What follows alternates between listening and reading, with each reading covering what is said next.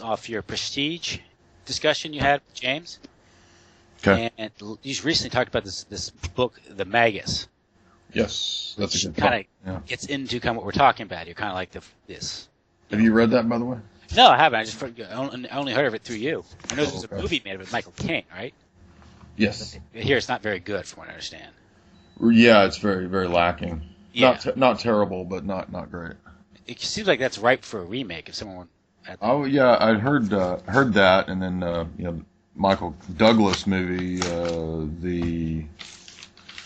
the game. Oh yeah, I saw that. Kind of halfway based on it, and they kind of the John Fowles estate, kind of thought it was off, and they wanted to take legal action, but I don't think it ever happened. So, and I might get a little, I don't know, the Bond thing, and sort of is Bond a revelation of method, predictive programming, social conditioning to accept the surveillance state? And maybe I'll mention getting into Snowden. And I think Tom Secker had an interesting piece on Snowden. Yeah, I've got some older articles critiquing Snowden as well. Okay, and you kind of see a good conversation. I'm obviously let you lead it, and we'll just go from there. And where else do I have here? Oh yeah, I want to talk about fake media and maybe get into the fact that I found out that a lot of Churchill's speeches weren't Churchill. Is that right? They're an impersonator because he was drunk or not feeling well. Oh, so he had a body double like Hugh Jackman. Yeah, well, this was radio, so it was almost like it was like a voice double. Oh, just okay. But again, it's a mild form of media faker. We think it's them, and this Jan Irvin has this stuff on the Radio Research Project and the War of the Worlds thing. How basically it was done intentionally to screw with people's minds, and might have been this broad attempt to condition the country for entering into World War II, which is very interesting. Mm-hmm. So I might get a little of that. Sure. What else do I have here? Well, here's where it goes. Fake voting, black box voting, and how we think we vote and it matters, that sort of thing. Maybe get into that a little bit. Yeah, whatever you want to talk about. I'm always willing to run my mouth on any topic. You've heard of this guy Mike Connell? He was Karl Rove's IT guru guy. Helped him, observe the election results in 2004. And the theory is he set up a remote site in Chattanooga, Tennessee, that allowed reviewing of the votes in real time, and a backdoor program that allowed him to switch the votes. This explained the oddities in Ohio. I believe it. Yeah, and his plane, he was subpoenaed in an investigation, and just after that his plane crashed and he was killed, and his BlackBerry went missing. So, another mysterious plane crash. Okay, well, that's kind of stuff I ran into when I was doing this research. I've heard about it before. Okay, let's do a quick intro. We'll get going and see where this takes us.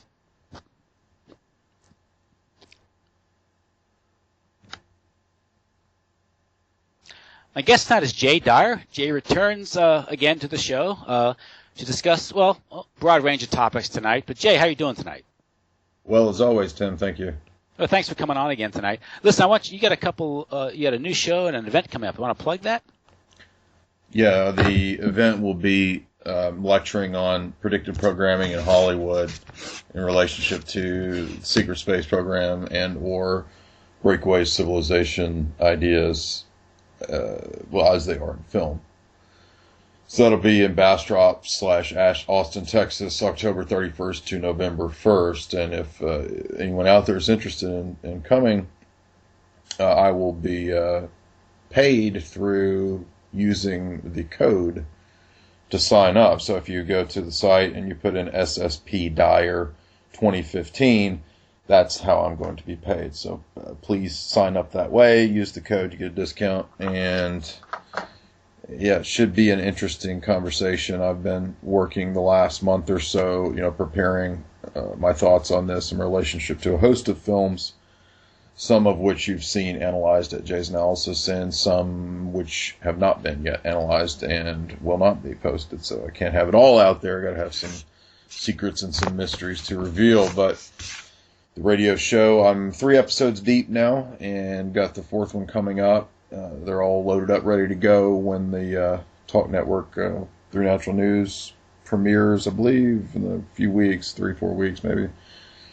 And it's looking good. We've got interview with Freeman and Jamie, and I've got an interview with Richard Grove done, and an interview with Mark Hackard. So we're looking at some more film analyses to come, and the tie-ins to geopolitics, conspiracy, and all things esoteric. So, and it's Esoteric Hollywood? It is, yeah. Okay, the show. And, of course, Jay, you're the host of Jay's Analysis. That's your website. Correct. Where you analyze, geopolitics, current events, culture, movies, of course, as you say. Of course, it's listener-supported. And you have a tab there that if you go to this site and you like his work, I encourage everyone out to support it, because none of this is free. Of course, we all spend our time doing this, and time is the one true unrenewable resource out there. Yeah, I got recently been accused that it's a big money scam that I'm running here. I'm making so much money from this, right? Are you really foundation funded? Is that what it is? Oh, right. Yeah, that's where all the money comes from. And then you're right. So it's just it's a shell corporation known as Jay's Analysis that's a front for vast money laundering operations, and that's why I live in a small farmhouse. Well, with all that cash flow coming through PayPal, it's easy to launder all that drug money. So there you go. Just a joke. Okay. Well, tonight, how do I title this? It's based on a number of your articles and interviews you've done that I found particularly interesting, and I wanted to perhaps question you on some of the things that have been brought up on some of these other shows, and I guess put my own interpretation on, or at least allow you to provide a different interpretation based on my interaction with you. Sure. Stagecraft as statecraft, occult magic, secret societies, intelligence agencies, the deep state, weird and wacky, left versus right, trap. So where do you want to begin with that? What's the best way to approach this? Begin any way you'd like. Well, you recently did a thing with James Corbett on The Prestige. I think it's a good intro. Okay. Want to talk a little how that applies, maybe what we're being fed these days in the media and the news and that sort of thing? Right. Go for it. Well, The Prestige is a 2006 film directed by Christopher Nolan. Right. He also does the Batman trilogy, which is full of all types of messages and esoteric meaning, I guess you could say, and even predictive programming. Mm-hmm. In The Prestige, it's about these two competing magicians, and it's about creating fake reality through magic. How does that apply to maybe what some of the events we've been observing the past maybe 15, 20, maybe 80 years? Well, statecraft is stagecraft. It's always been used by the state, the stage that is, to promote the ideology of the state. So all the way back to the ancient Greeks, and I'm sure part of that with the Egyptians, Babylonians, it was always the purview of the ruling class to make sure that what you saw in the theater and in music and the arts was amenable to the desires of the political establishment. And so I always cite examples like Virgil's Aeneid, which was Roman state propaganda. And so you would always have in history, you would have patrons, right, who would patronize the arts. And these great patrons would either be wealthy families that sort of ran the state from behind the scenes, the Medicis, that kind of thing, where you would have Roman state might patronize Virgil, dear Virgil, please write us a great epic, or to Shakespeare and the different. I mean, it's not black and white. It's not like every piece of play every playwright, every play that's been written was always propaganda. I'm not saying that, but it's always been a useful tool. So, you see this then in the modern world quite clearly, and I think it's portrayed very clearly, very astutely by Nolan in that film, The Prestige. So it's based on a novel about magicians at the turn of the century who are basically they're complete nemesis of one another, and they're from different backgrounds. One's a nobleman, one's sort of a poor guy, working class dude, and they have this rivalry. But in the film incarnation, as we've seen with many Nolan films, we have the interjection of quite a few esoteric elements. Quite often, I would say in every film that Nolan does, all the way back to Memento or Insomnia, you have the playing with archetypes quite clearly, Jungian archetypes into the Batman trilogy. That's very prevalent in the Batman trilogy, referenced explicitly by Cillian Murphy's character, Sandman, or whatever his name was, I can't remember, but he specifically references Carl Jung when he's doing his mind control experiments in the film. And so Nolan is no stranger to these things, and with films like Interstellar and The Prestige, you have all these hints and these references, these subtleties, this Twilight language, however you want to phrase it, that do continually pop up. So if we look at The Prestige, I think we're looking at, on one level, these stages of the magic act that Michael Caine lays out at the beginning, and the movie is centered around that same triadic structure. And then in the real world, we can see a parallel for how the masses are controlled through, I guess, what you could call the royal art of managing the masses through stagecraft theater, the projection of power, the illusion of power, the manipulation of archetypes, the willingness of the crowd to be entertained, to suspend their disbelief, to shut off rational faculties, and to want to be duped. So we have what many have called duper's delight, which is the pleasure, I suppose you could say, that the mastermind gets from duping the audience, and then the converse of that would be the willingness to be duped on the part of many of the audience. So that, I think, is what we see in The Prestige, presented very well. And so there's that, this iconic scene of the old Chinese magician who they can't figure out how he does his act, and so Christian Bale and his nemesis guy, he played by Hugh Jackman, are sitting there debating how he does this trick. And Christian Bale says, well, it's because that dude lives his act, right? The whole thing is an act. And that's how he's able to pull it off. And Hugh Jackman says, I can't believe that. I can't accept that. That's just too much. And that we can apply that perfectly to geopolitics, espionage, and statecraft, because that's really what so much of it is the projection of image, the projection of power, even when there may or may not be that actual substantial power present. So that's how theater is very useful. We think back to the time of Desert Storm 1, when it became like a TV series, so we had all these promos that would run on the news networks of Desert Storm, Operation Freedom, or whatever it was, and then it would be tied into Freedom Fries, and Bill Clinton's jogging into McDonald's and grabbing Freedom Fries. And, so you think about something like Wag the Dog. It's another good example where they have that scene where not just the faked war, but the scene where they're actually creating a song for the war. However it goes, we defend our American borders. Willie Nelson's brought in to write this song for this fake war because they wanted to have it, and then they have T-shirts that go along with the war. So those are just examples of what we see in The Prestige as applied to magic and stagecraft in the geopolitical and deep state sphere of things, and then. You can go as far and deep as you want with this, with references to Tesla and references to, secret and suppressed technology that's going on in Colorado in the film, and they're wirelessly transmitting energy, and David Bowie's playing Tesla and all this stuff. And of course, David Bowie was for a time a member of the Order of the Golden Dawn, and all sorts of turns and twists that you can take with that film and the people that were chosen to play the roles.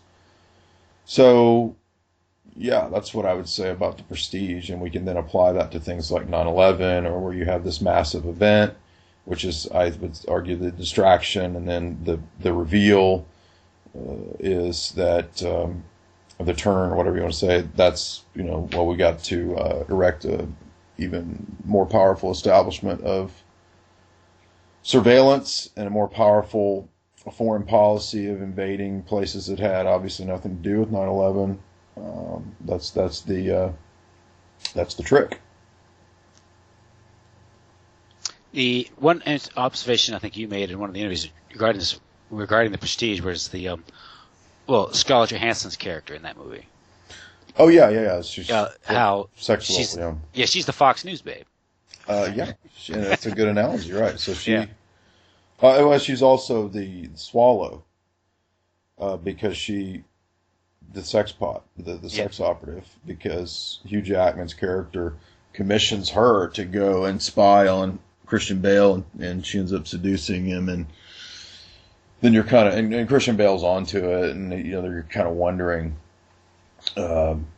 whose allegiance does she have, and she doesn't probably really even know what she's up to, and nor do the Fox News babes really probably know what the heck's going on in the world. And and Christian Bale's he doesn't trust her, so she doesn't figure out for a long time that Christian Bale actually has a twin. So that's a good way to put it. She's like a info babe. I think you made that observation. Don't give me credit. I think okay. Just mimicking what you said, copying what you said earlier. I thought it was an interesting observation.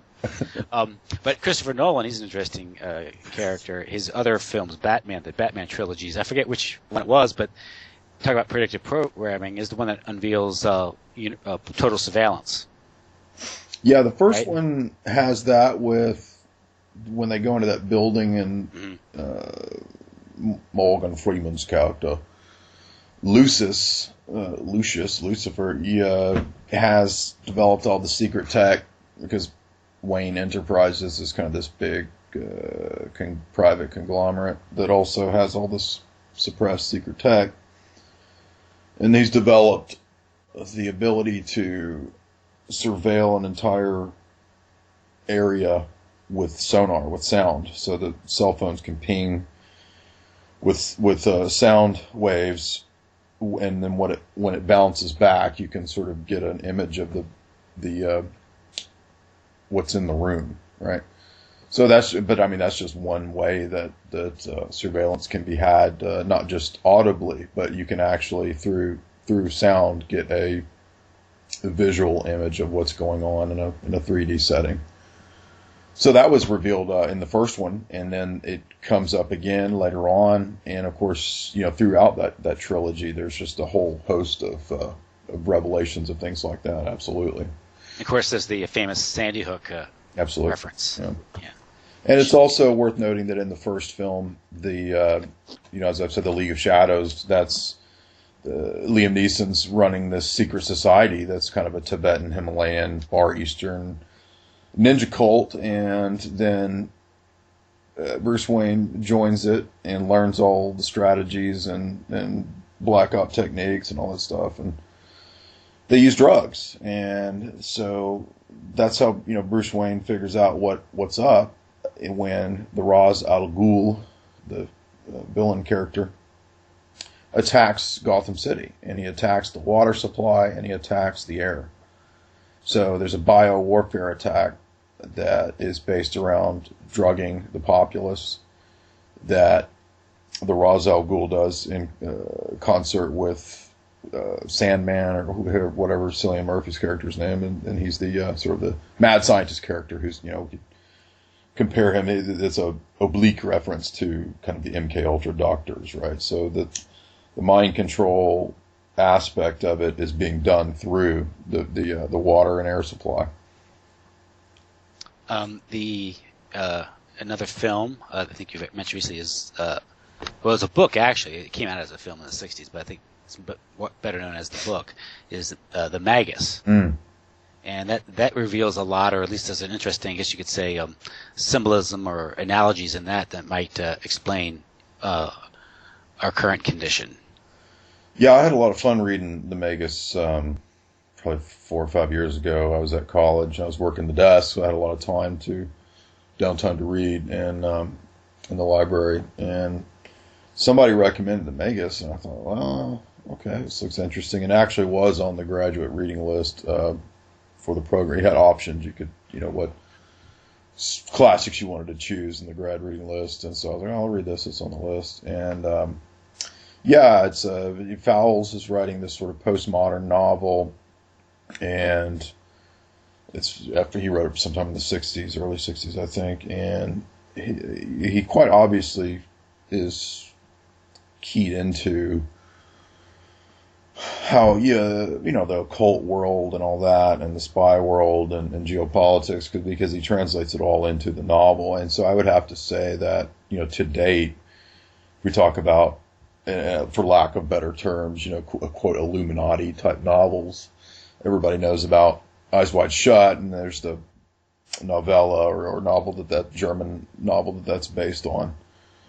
But yeah, I mean, the Magus is probably one of the most. I guess you could think of maybe Robert Anton Wilson's Illuminatus trilogy as well, but the Magus is really, really profound. I mean, it's pretty wild what's in that novel.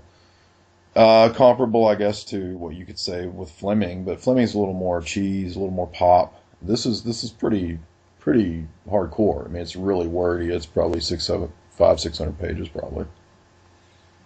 And it's about an oligarch or a billionaire or a millionaire, I guess, at that time, inviting this, I guess you could say, a kind of a know-it-all younger guy who's thinks he's got it all figured out because he's got a degree and he's smart, and he goes to this island and he is subjected to these various, I guess, trauma-based psyops.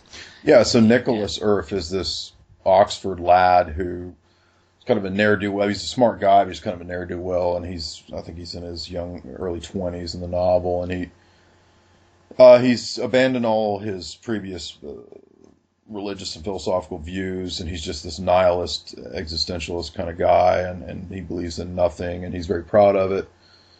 And he's got this girlfriend that he's not really into, and I think I remember if he's cheating on her, she cheats on him or something. Anyway, they break up. They have this big breakup, but he doesn't care, and so he decides he needs to get away for a while, get away from London, and he picks this Greek island where he can just kind of go relax and maybe do a little bit of teaching in a school or something, and the teaching abroad program, I guess. But so he ends up there, and all these weird things start happening.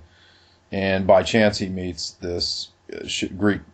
I can't remember. It's been 5 years. I think he's a shipping magnate. I can't remember exactly how Conchis has made his money, but Maurice is this basically owns the island, and it's a fictional island called Phraxus.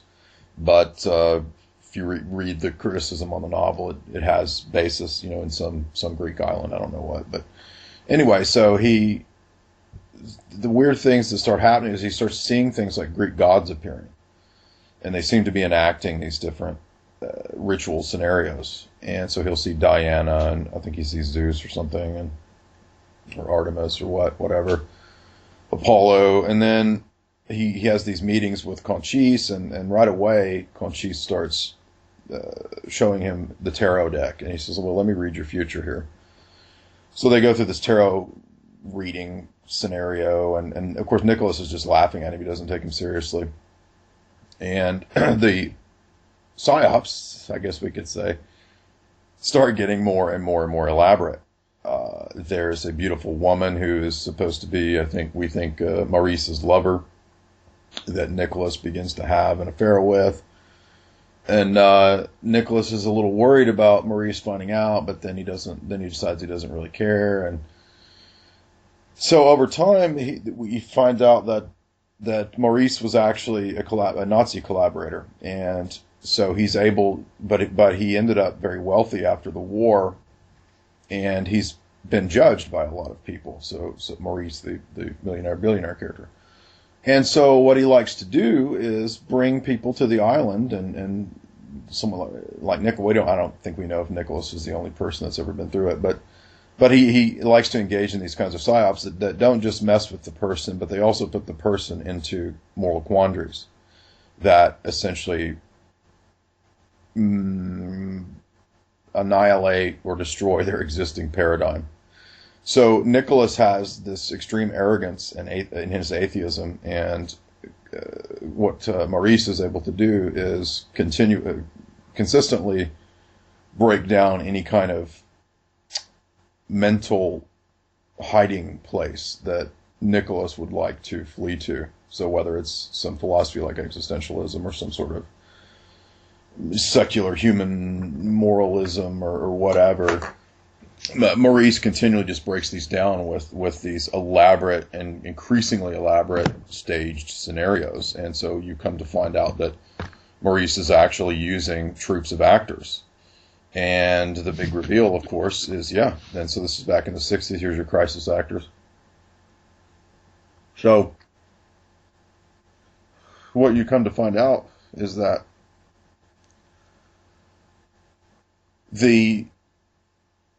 it's kind of a class warfare situation, not in a Marxist sense, but in the sense that Nicholas ultimately has all of his masks smashed, all of the things he would hide behind smashed, and he's shown that his moral judgments and his metaphysical perspectives are nonsense, and that it's precisely because he put himself in the position of God that Maurice chose him to be the fool in terms of the archetypes, right? Because in the climactic scene, Nicholas is drugged and trapped and brought into this ritual ceremony where there's a big pentagram and a bunch of people wearing goat masks and animal heads and stuff like that.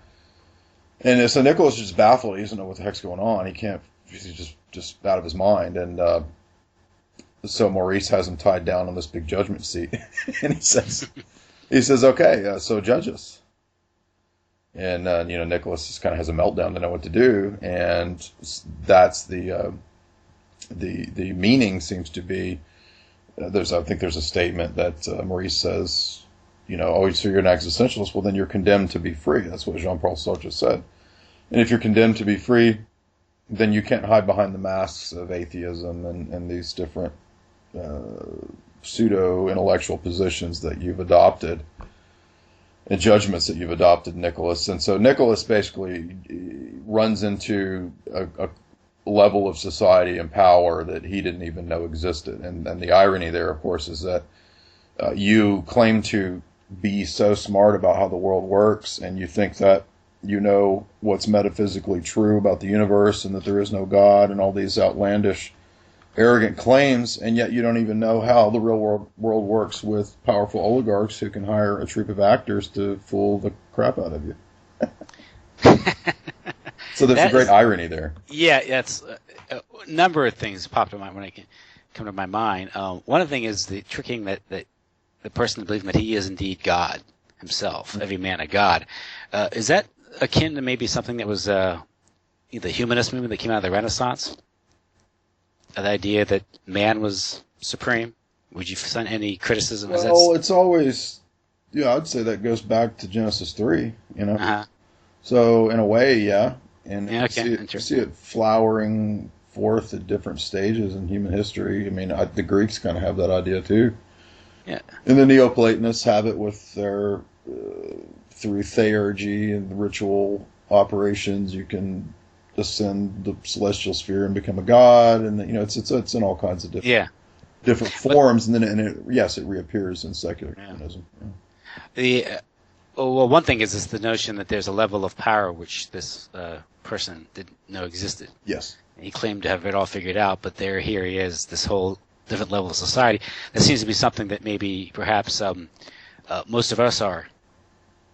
I think so. And it's analogous to Eyes Wide Shut, because that's what happens to Tom Cruise's character in that film, where he thinks he's at the top of the totem pole, top of the food chain. He's this wealthy doctor in New York going to elite parties, and then he stumbles into this situation where there's a whole other class of occultic elite that are even able to organize large-scale fakeries and psyops that really freak him out, and he just doesn't know what to do. So it's very, very similar setting there.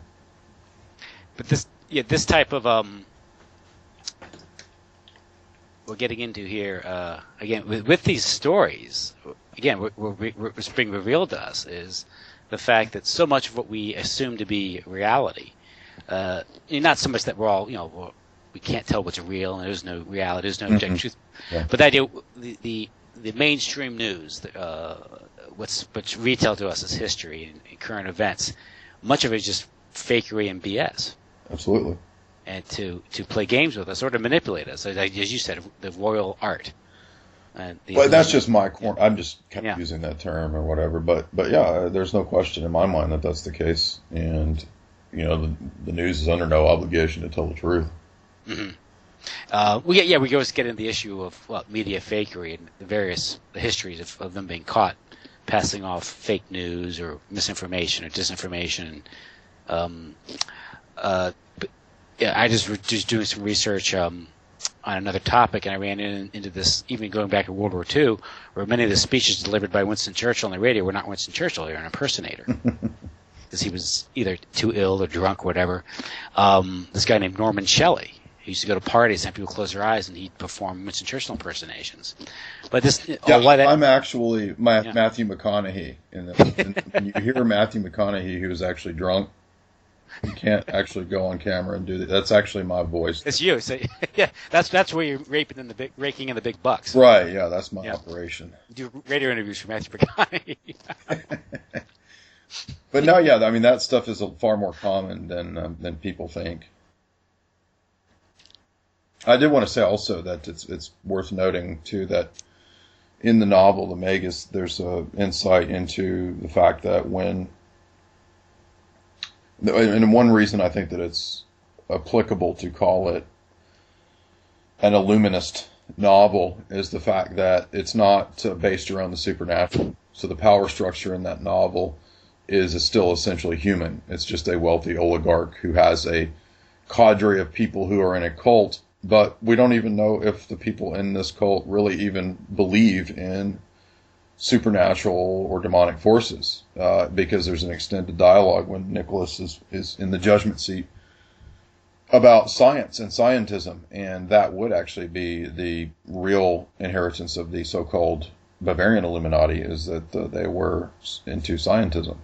Mm-hmm. It was people like Voltaire, right? So there is in that novel the presentation of science and scientism as the means by which the masses are ruled through social engineering.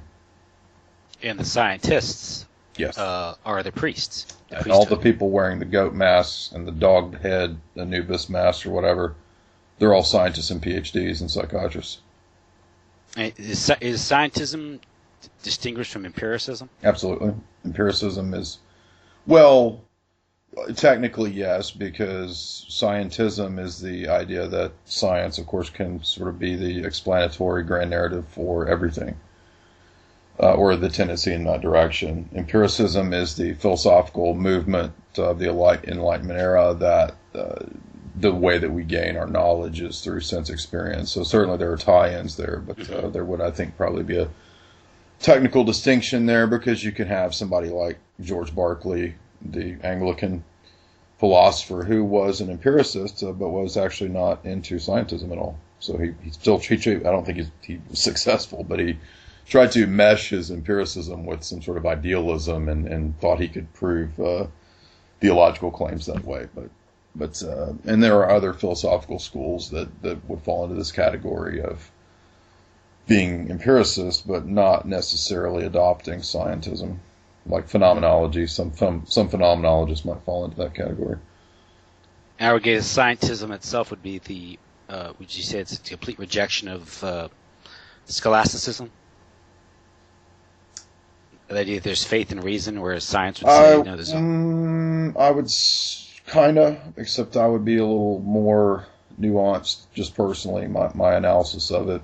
I would say that some of the extremes of scholasticism, and especially later scholasticism that you see in people like Aquinas or John Duns Scotus, is actually what led to the outbreak of scientism, precisely because they tried to do, maybe not so much Scotus as it would be definitely Aquinas, where they were actually trying to do empirical theology in the sense of blending insights from Aristotle about human anthropology and how we obtain knowledge about the world, that I believe ultimately led to the outbreak of empiricism. And that's why you see people like Abelard having these debates even prior to Aquinas with Anselm.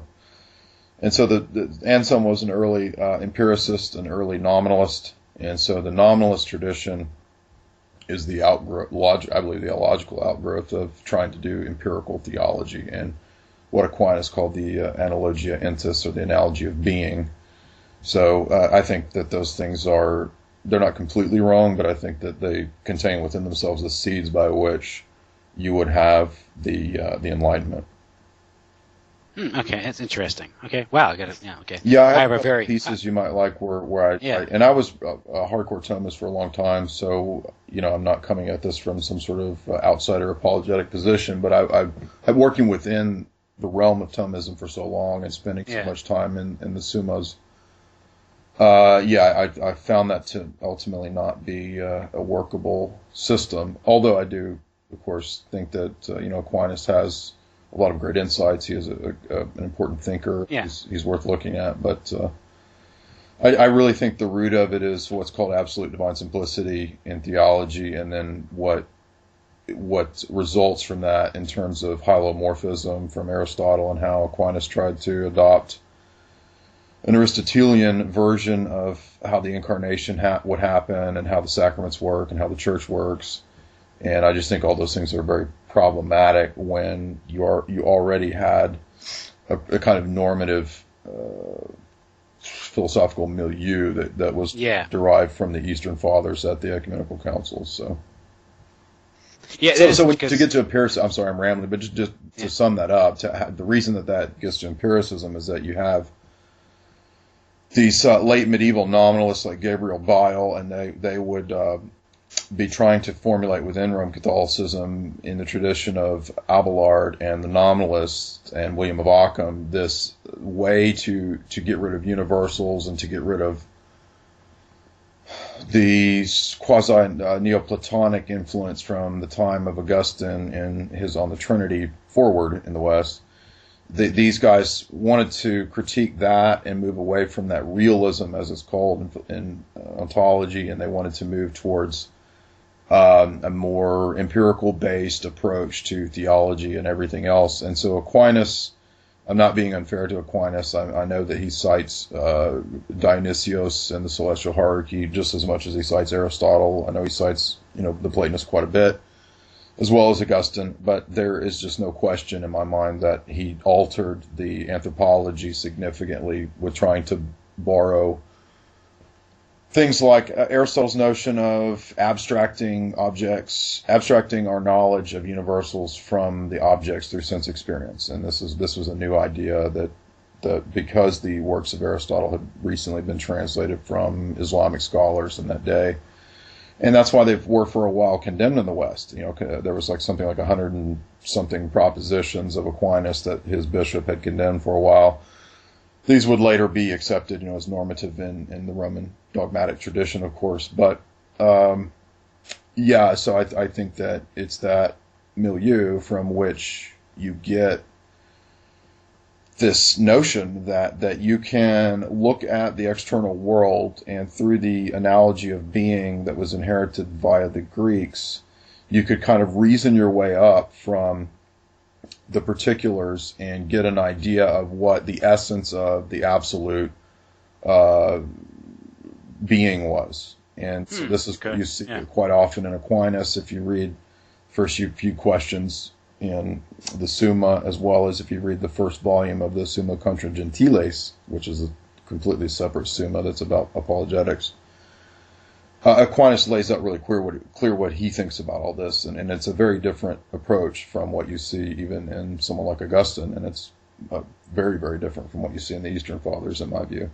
So it's a different anthropology that becomes normative in the West for thinkers, and by the time of Luther, you have this reaction against Aquinas, but Luther especially was very influenced by Gabriel Bile, and there's a great book on this by Heiko Obermann called Harvest of Late Medieval Theology, and it's Gabriel Bile's influence on Luther in terms of nominalism. So, that's what happens with the Protestant revolution, is that you have a much more willing acceptance of the ideas of humanism at that time. Like John Calvin was a humanist. This tied into, of course, the printing press and all that, and the explosion of the idea that everything needed to be in the vernacular and so forth. So there's a whole bunch of concurrent movements going on at that time that contribute, and as well as the political issues of inter-European warfare and things like that, and princes aligning with the Lutheran ethos to oppose Rome and so forth. And so there's a lot going on there, which I recognize. I don't mean to oversimplify these vast swaths of history, but yeah. So that's what puts us in the position. And I'm aware too that there's Aquinas is a little bit different. He's not so much a nominalist in the sense of how he views. Calvin. Calvin is not so much a nominalist in the sense that he views things in this kind of Platonic way as well. So again, all these things are very hairy to ferret out at times, but Calvin really stresses that determinism and predestination. And so what I think, to sum up here, what happens is that the Reformation unleashes this ideology that had precedence in the late Middle Ages, that you can approach the natural world, and that theology is a science, like an empirical science, and so the two go together.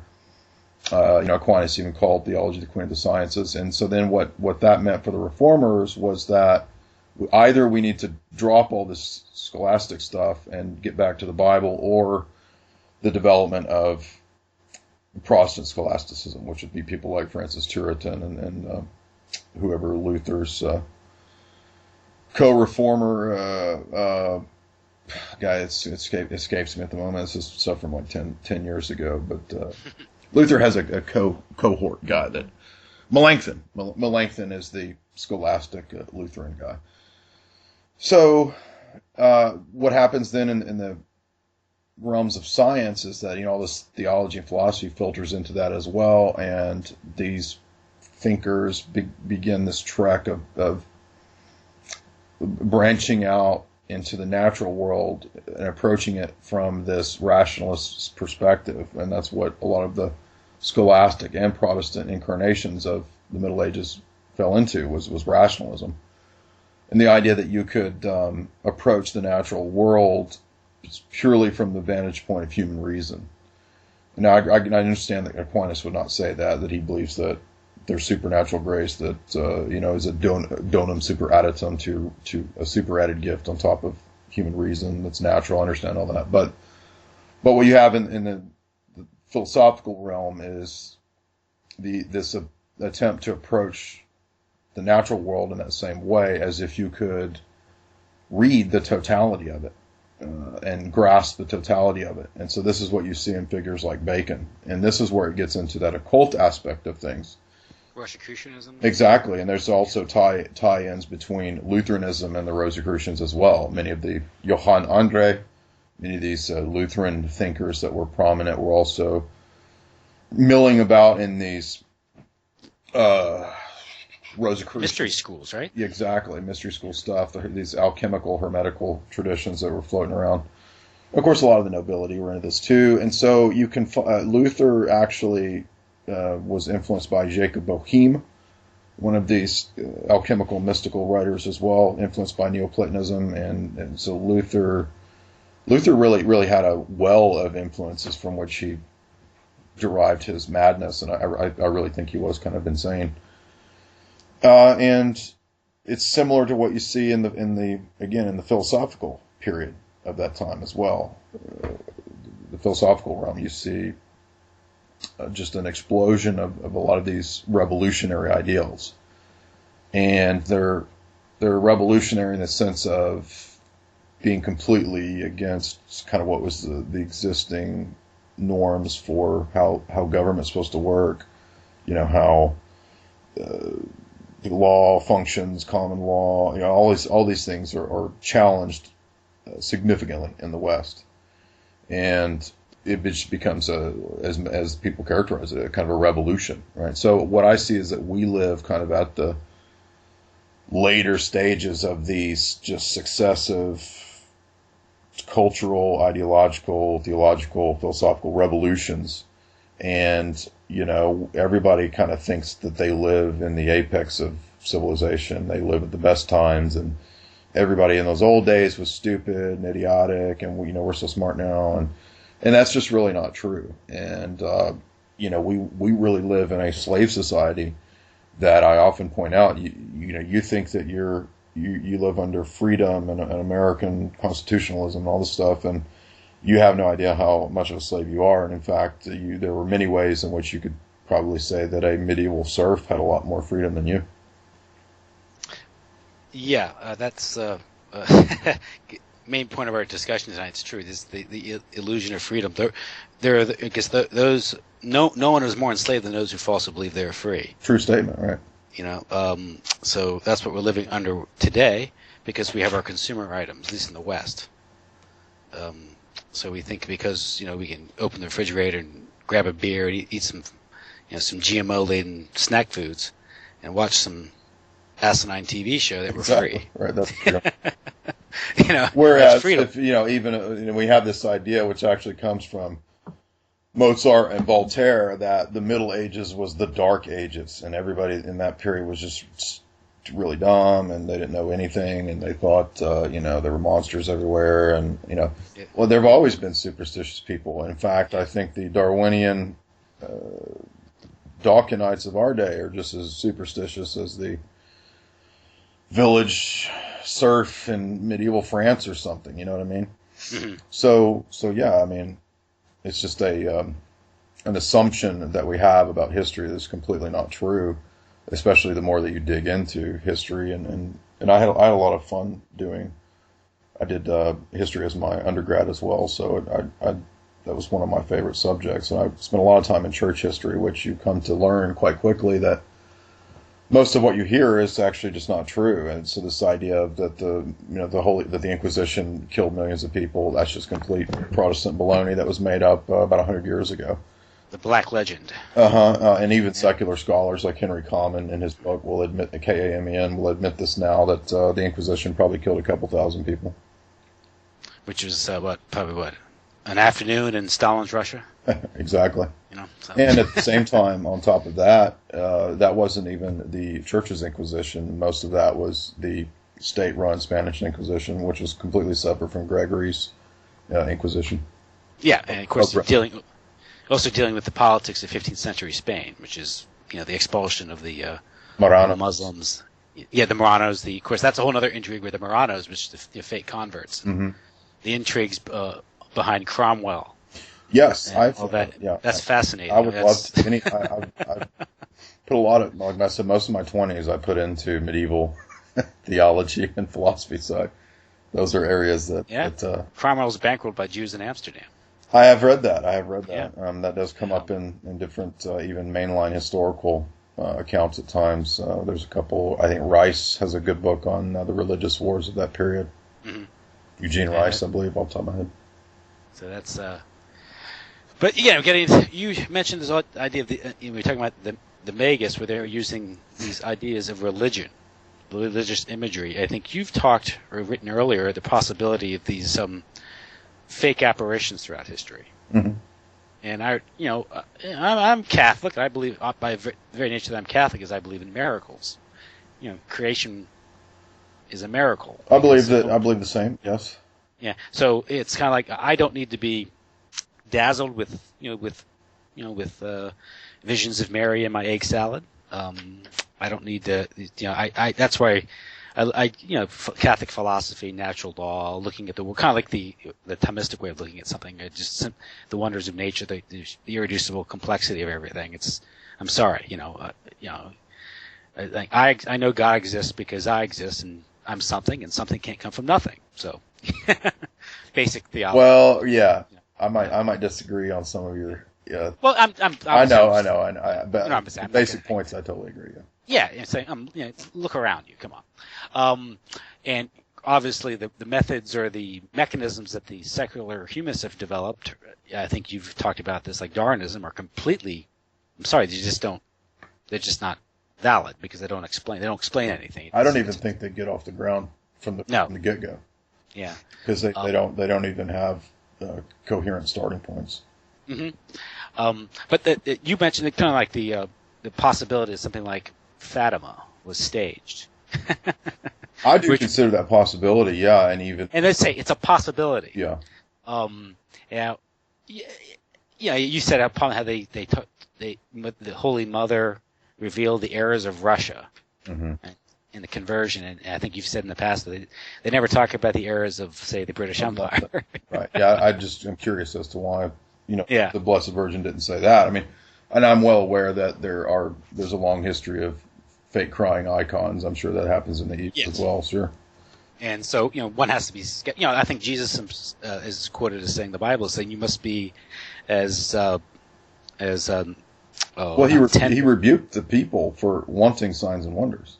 Yeah, and so and then people demand that these days. And you can look in the Western spiritual tradition as well with St. John of the Cross. Like one of his early warnings when he's talking about the dark night of the soul is he says, if you're seeking mystical visions and miracles and revelations, he said, you're prime for deception. This is especially now. Exactly, right. This is all this is before CGI. CGI, right. This is also in the Eastern tradition as well, in the Philokalia, where the Philokalia warns spiritual persons to not seek visions and miracles, precisely because of what the East calls the sin of prelest, which is a spiritual. I think this in the West as well. In the Western spiritual tradition, is the idea of spiritual arrogance, and that's what that kind of stuff could lead to.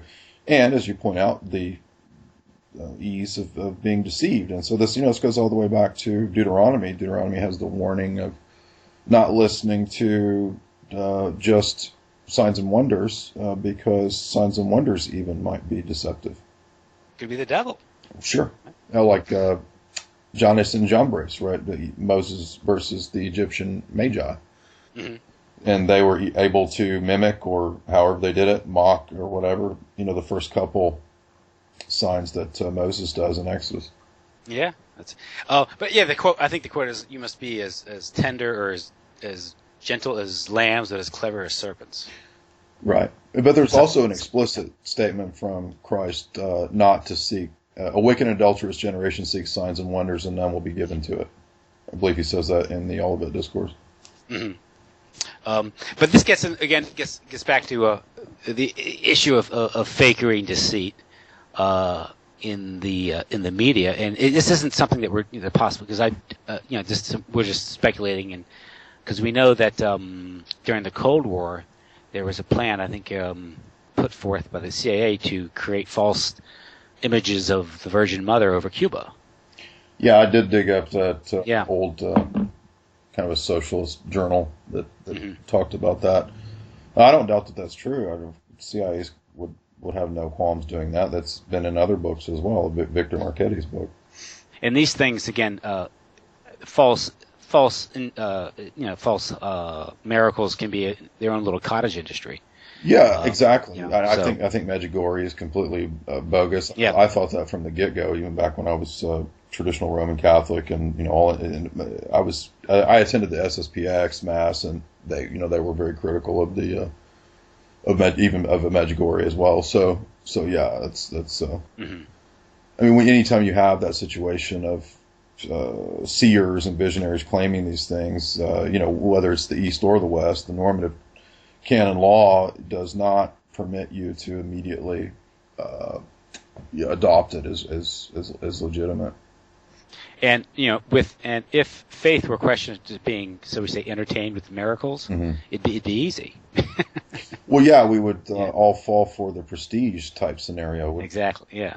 There's a great analogy of this as well in the deuterocanonical section of Daniel called Bel and the Dragon. And in Bel and the Dragon, Daniel discovers that the Babylonian so-called magicians and priests were using this big idol that they were duping the people with, because the idol kind of seemed to move and it would eat the sacrifices that were laid out. And Daniel figures out that that there's actually a little hole, and that this is like a machinery type thing, that the priests were coming into this little hole and eating the sacrifice that was put out. Even the law and the prophets and the wisdom texts of the Old Testament describe religious fakery. Now, we get into the issue of, say, predictive programming in these movies, and you've written a lot about Fleming's James Bond character. Mm-hmm. A lot of ways you can address that with the Bond, I guess the Bond series. One is, I thought you brought up in the past, is that one of the functions of the Bond series is social conditioning, to accept the surveillance state, no privacy, the cult of gadgetry and high technology, and ultimately culminating in Skynet. And, yeah. And what's funny about it, not funny, but what's interesting is I've heard a recent critique by Tom Secker regarding the Snowden affair. His revelations are a form of conditioning, because he reveals to us the panopticon. Mm-hmm. All this is illegal, but nothing's being done about it. You had the skeptical of General Hayden, head of the CIA, and Keith Alexander, head of the NSA, caught lying in front of Congress. Nothing's done about it. Mm-hmm. Congress passes laws legalizing ex post facto to illegal surveillance. Nothing's done about it. So it kind of makes us feel impotent and hopeless in this whole thing. Well, it's just how it is. Yeah. Yeah. So it's kind of like, that's interesting. The Bond thing, it's kind of like it made spying sexy. In the 60s, there are all these TV shows, whether it's Mission Impossible or spoofs like Get Smart. It became part of the culture. Yeah, it was. It was a situation where, with World War I, you've always had spies, of course, but I don't think you had spy culture. That, like, even back in periods where there would be maybe a lot of spying going on, or even in the British Empire, stuff like that. I don't think you had this just monetized, popular culture of spying, and spy. So you could probably trace it back to literature, around the turn of the century, and novels like Kim and Rudyard Kipling and Graham Greene novels and stuff like that. And the rise of like pulp crime stories and true crime and all that, dime store stuff. And then, but it really seems to, there were precedents prior to Bond, of course, but it really seems to be with Bond that it goes global. It really becomes this international phenomenon. That's part of what's so fascinating about that franchise, is just the explosive international appeal that it ended up having, and that was such a great victory, at least on the part of the West in terms of the Cold War and psyops. I've even cited Pravda articles back under the Soviet Union where the Soviets would just, they would critique Bond and talk about, how much of a deception it was, but at the same time, that doesn't mean that the Soviets and Pravda in the 60s were good, but yeah. So the irony, though, is that it's all about East German and Russian and Spectre operatives and agents who are spying on everyone. And now that the Atlanticist Anglo-American establishment has gained the upper hand and all that, and kind of stood out on top, we are under the most intense surveillance. You know what I mean? Mm-hmm. It's just ironic. It's so I think what we can gather from that is that statecraft is always power politics, and even though a lot of people, especially the baby boomers and the World War II generation, that really thought that they were fighting for quote freedom, as if that like operates in a vacuum or something apart from a worldview, where what does it mean to be free?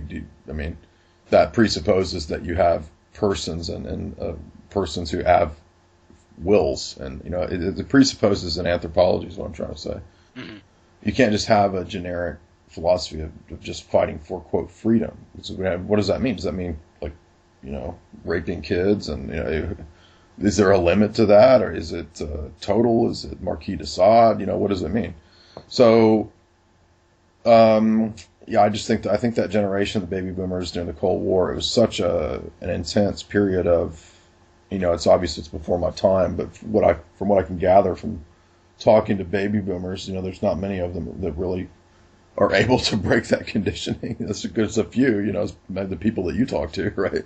Mm-hmm. But so many of them are just so wrapped up in the propaganda of especially the Western side, and because of military service and all that, and fighting in different wars, that they were just so convinced that, our side's the good guys, right?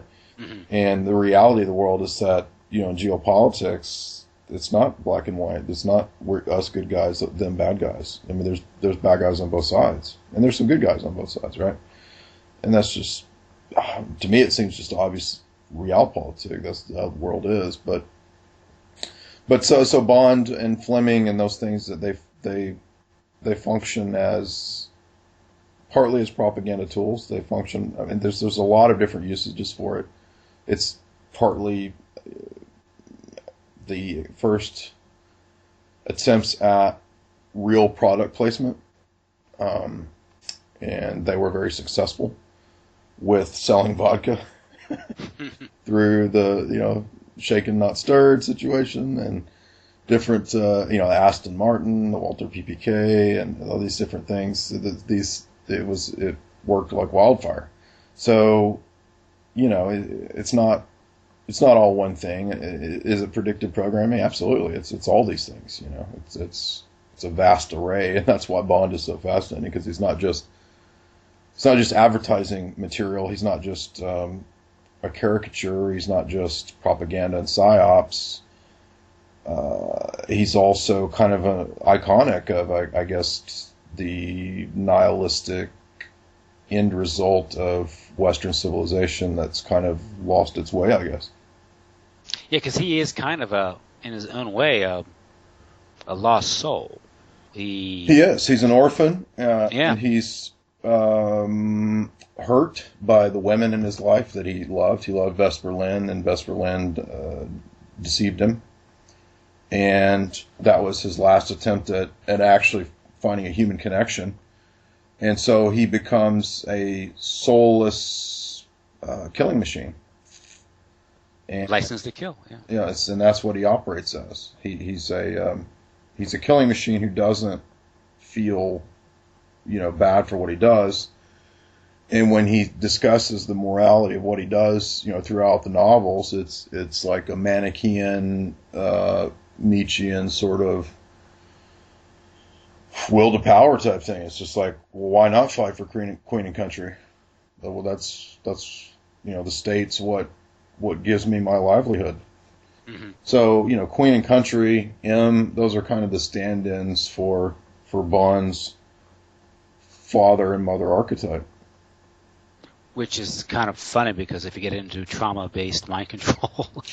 Oh, yeah, you could definitely say that Bond is... Well, not funny, I'm sorry. Disturbing. Right, funny in a way. Interesting. You could definitely say he's traumatized, and that was actually even brought up in Skyfall, the most recent installation of the Bond series, where that was kind of... Judi Dench's character is his matriarch figure, because he's an orphan. And that's roughly applicable to the novels, although M is not a woman in the novels, and there's no Judi Dench character. But Queen is the stand-in for that as well. This absentee woman you never actually see or meet, but you're going to give your life for. Now, have you done anything? I've always heard that the Bond character is roughly based on Sidney Riley. There's a whole bunch. Yeah. So, if you read a whole bunch of the secondary literature on this, what you'll find out is that everybody's got a thesis as to who it's based on. And so what I think is that probably Fleming, is kind of based it on a bunch of people, like even Elizabethan era British people who spies. Yeah, John Dee, yeah. And not just John Dee, but there's another one, and the name escapes me at the moment, but it's whoever said the famous quote, "The world's not enough." That's actually some British noble person at some point who okay, that's interesting. And so he's believed to be kind of an early inspiration, maybe John Dee with the 007 thing, and then you've got all these people contemporary with Fleming who might be like Maxwell Knight, and he was also a British intelligence guy involved in the occult.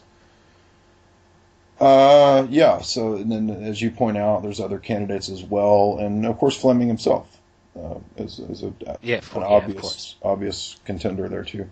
And it's a very flattering imagery of it's Fleming kind of, hey, look what we're like. Well, he was kind of a dapper, dandy, playboy type character. And Roald Dahl, right? Roald Dahl too. Yep, absolutely. Yeah.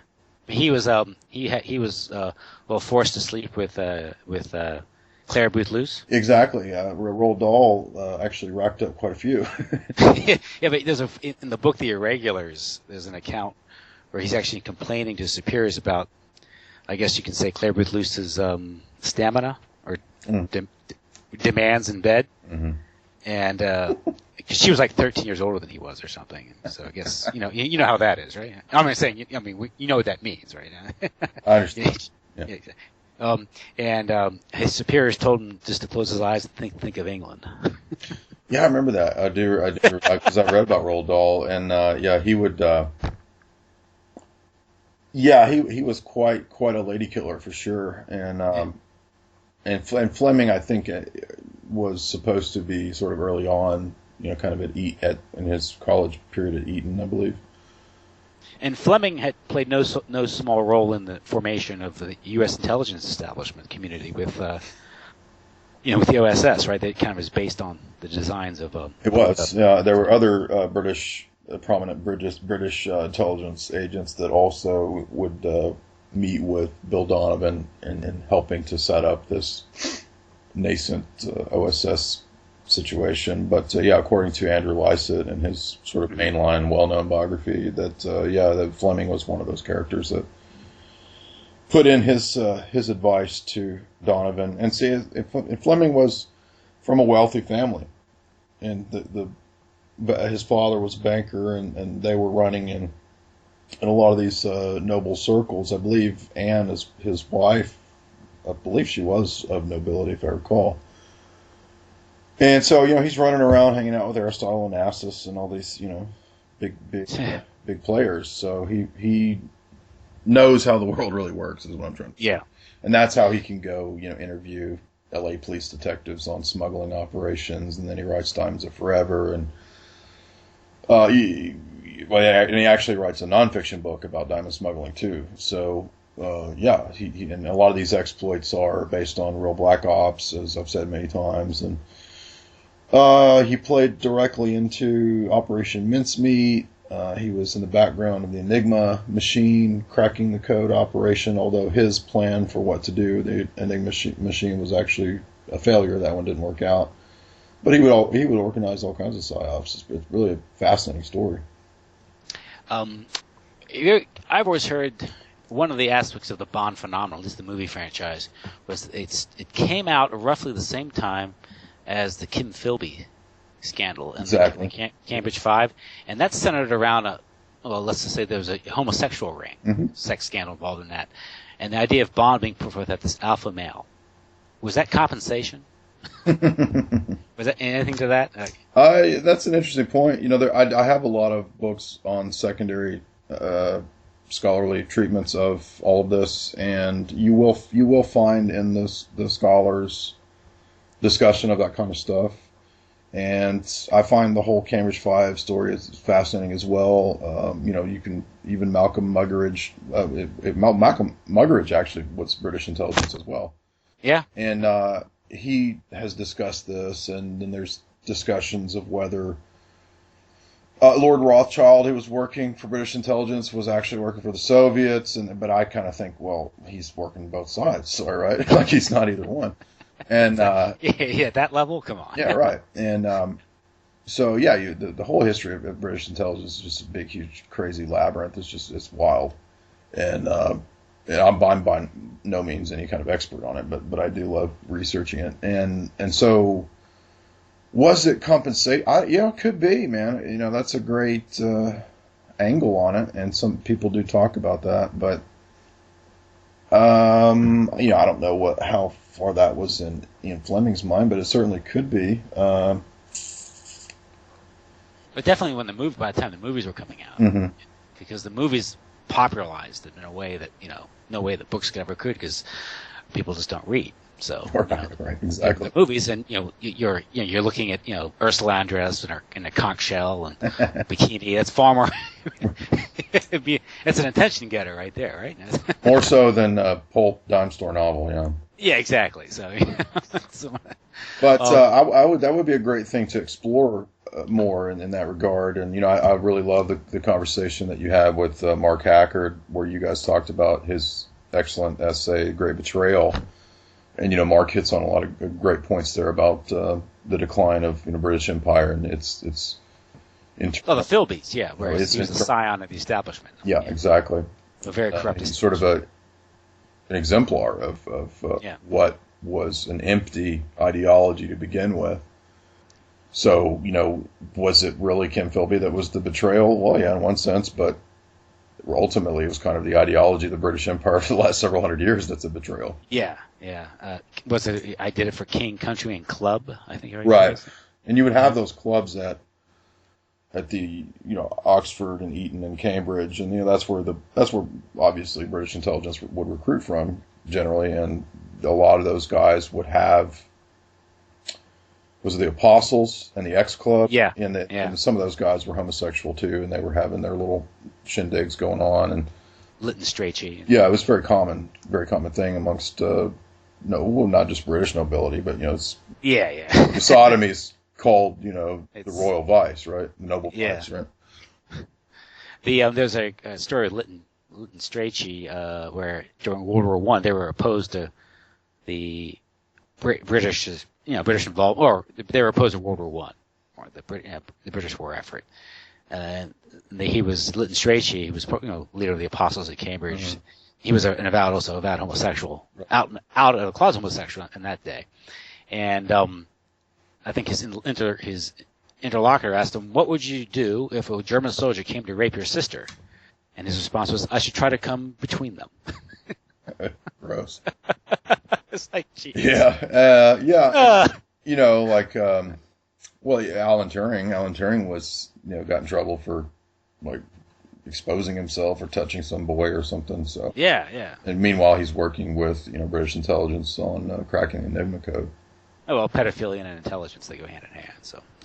And I believe I saw, this was in the tabloids, so, I don't know how trustworthy this is. You can't really trust British tabloids. Every now and then, tabloids do put out stuff that nobody else will touch. But there was that building where all this stuff with Heath and these British PMs was going down, where the MI5 was involved, Where like spying on them? No, where the prostitution and the child prostitution was going on with these people. There was a certain building, the name escapes me at the moment, but some locale that was like Flophouse type thing. Well, that's very similar to things in the United States, with the Franklin scandal. It is, but what I'm getting at is that supposedly it's a Flophouse that Burgess frequented. Oh, Guy Burgess. Okay. Yeah. Okay. I believe that's or McLean, whichever one was sort of Anthony Blunt, Guy Burgess, Donald McLean. Yeah, whichever one was the more known. I forget. Yeah. Homosexual one, but supposedly he was hanging out at the same Flophouse that the Saville and these characters were hanging out at. Oh, okay. Well, there you go. Yeah. So we're getting into the media fakery, stagecraft as statecraft, and we have examples of that in U.S. history. One of the most famous episodes was the Orson Welles War of the Worlds broadcast, 1938, and as a form of predictive programming for the coming of the World War. A lot of people think it was a way to kind of prepare the nation for that. Hollywood was already very much involved, or this British intelligence, SOE, Special Operations Executive, was already very much working with Hollywood to produce movies like Gunga Din and these things to put a British positive spin on the British Empire. All this was conditioning. But there's been some recent research regarding the Orson Welles. A lot of people, the traditional story with War of the Worlds is that they did the broadcast and unknowingly, or at least they didn't plan to cause this, fear in the listeners. But millions of people, thought it was real. And there's the Radio Research Project, which is a Rockefeller-funded project running, I think, out of Princeton, would look into mass effects on society through the media. And they would study things like soap operas. At the time, they called daytime dramas, I think they were called then. Mm-hmm. But recent research has unveiled. Jan Irvin did a recent series on this, and he's done research. He went over to Princeton, And according to him, he says that he's got the goods on it. He thinks he's found out that that whole thing was planned. I've thought that for a long time. Not denigrating his claims or anything. I think it's good that he's doing that. But I thought,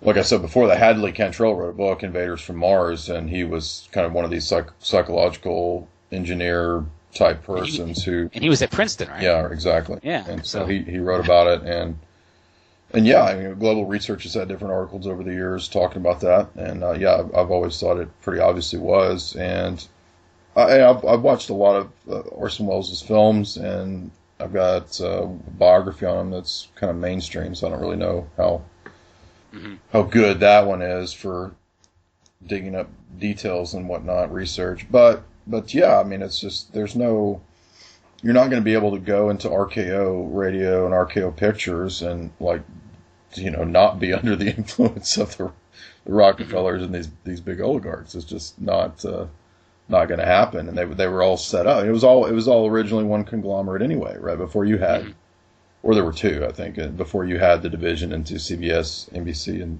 ABC. And of course, ABC and CBS. I think it was CBS. William Perley was part of OSS, I believe, during the war. Mm-hmm. And starting off ABC, he was with OWI, which is Office of War Information, which is psychological warfare during the war. But regarding the again back to this. That's the thing to remember is that the rise of radio, television, and these things is military warfare.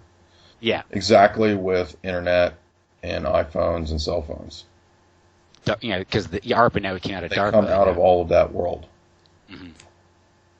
But even the Frank Stetton, a researcher from CBS, helped with the project. He wanted to become president of CBS. It even involved the Tavistock Institute. According to this. There you go. Right. And that's on Wikipedia.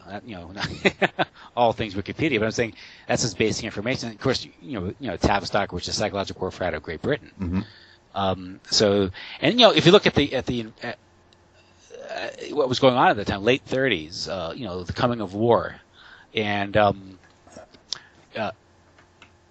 this whole idea of how you could get people frightful, fearful, and just through this broadcast, they took strong notice of. Right. Why wouldn't? And they also, sorry, go ahead. Why wouldn't they? Yeah. Well, there's the whole thing. They also did research on the 440 hertz, the 430, the 432. Yeah, I thought there's probably something to that. And that was around 1940 that they introduced the 440 worldwide hertz as a standard. Mm-hmm. Or was it maybe a decade later that they did that? But when you get into this, again, you're getting into this whole idea of, sort of media fakery, false reality, how they can change, the political conditions to achieve their objective. Mm-hmm. But here we have the, you have, what was that point I was going to make here? What we're dealing with here with this radio, media, it's kind of, they're trying to mediate the culture through control of, you've done a lot on Hollywood and the movies. Mm-hmm. Others have done things, with music. Right. And that were, even medicine. Absolutely. Yeah. Food, medicine, entertainment, education, culture. If you look at the whole formation of what we call allopathic or modern medicine, and how it's basically it's a cartel that was established by Rockefeller interests. Absolutely. 20th century. Right. And if you look at the effects of that, and of course the downstream profits with that, and how they control how people, care for their bodies or seek medical help, medicine became all petroleum based. Yes, and there's a fascinating history of the DuPonts and all that as well, getting into the transition out of hemp and into plastics and into chemical substances everywhere, and there's a lot of truth to all that, absolutely. And the fakery of the drug war, which I think you and I have touched on that in the past. Yeah. But again, this is this concept of full spectrum dominance. Right. Which, yeah. Another term is called synarchy, which I think is an interesting term. Mm-hmm. Yeah, and I believe that's even used in the occult circles. Mm-hmm.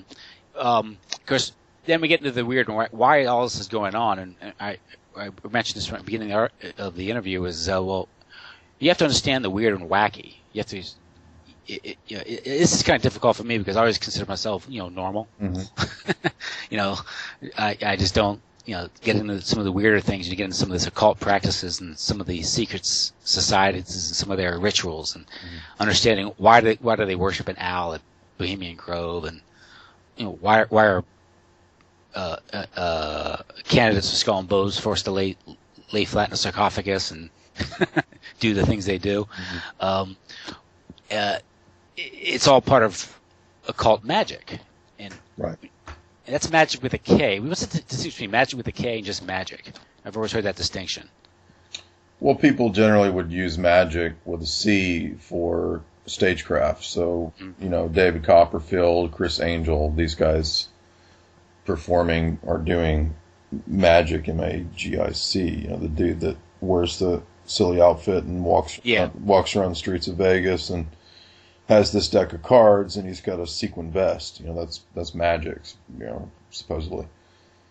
The magic with a CK is ceremonial magic or ritual magic, which would be the technique or process of utilizing ritual ceremony and magical orders and different traditions or whatever, and then paraphernalia to bring about some effect in the world based on the individual's will to affect change in the world.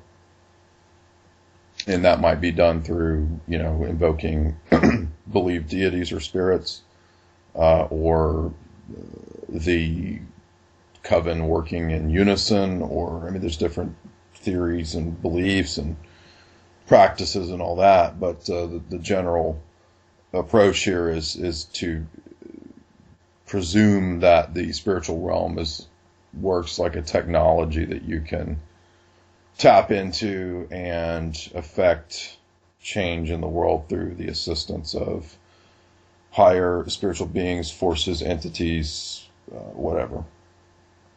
Now, when you talk about the idea of wanting to be duped, what was the term you used again? The duper? Well, the guys over at Hoaxbusters have titled, and I don't think it's there as a term. I think it's that's where I heard it, but it's just a term used to describe the joy that might be had from tricking people.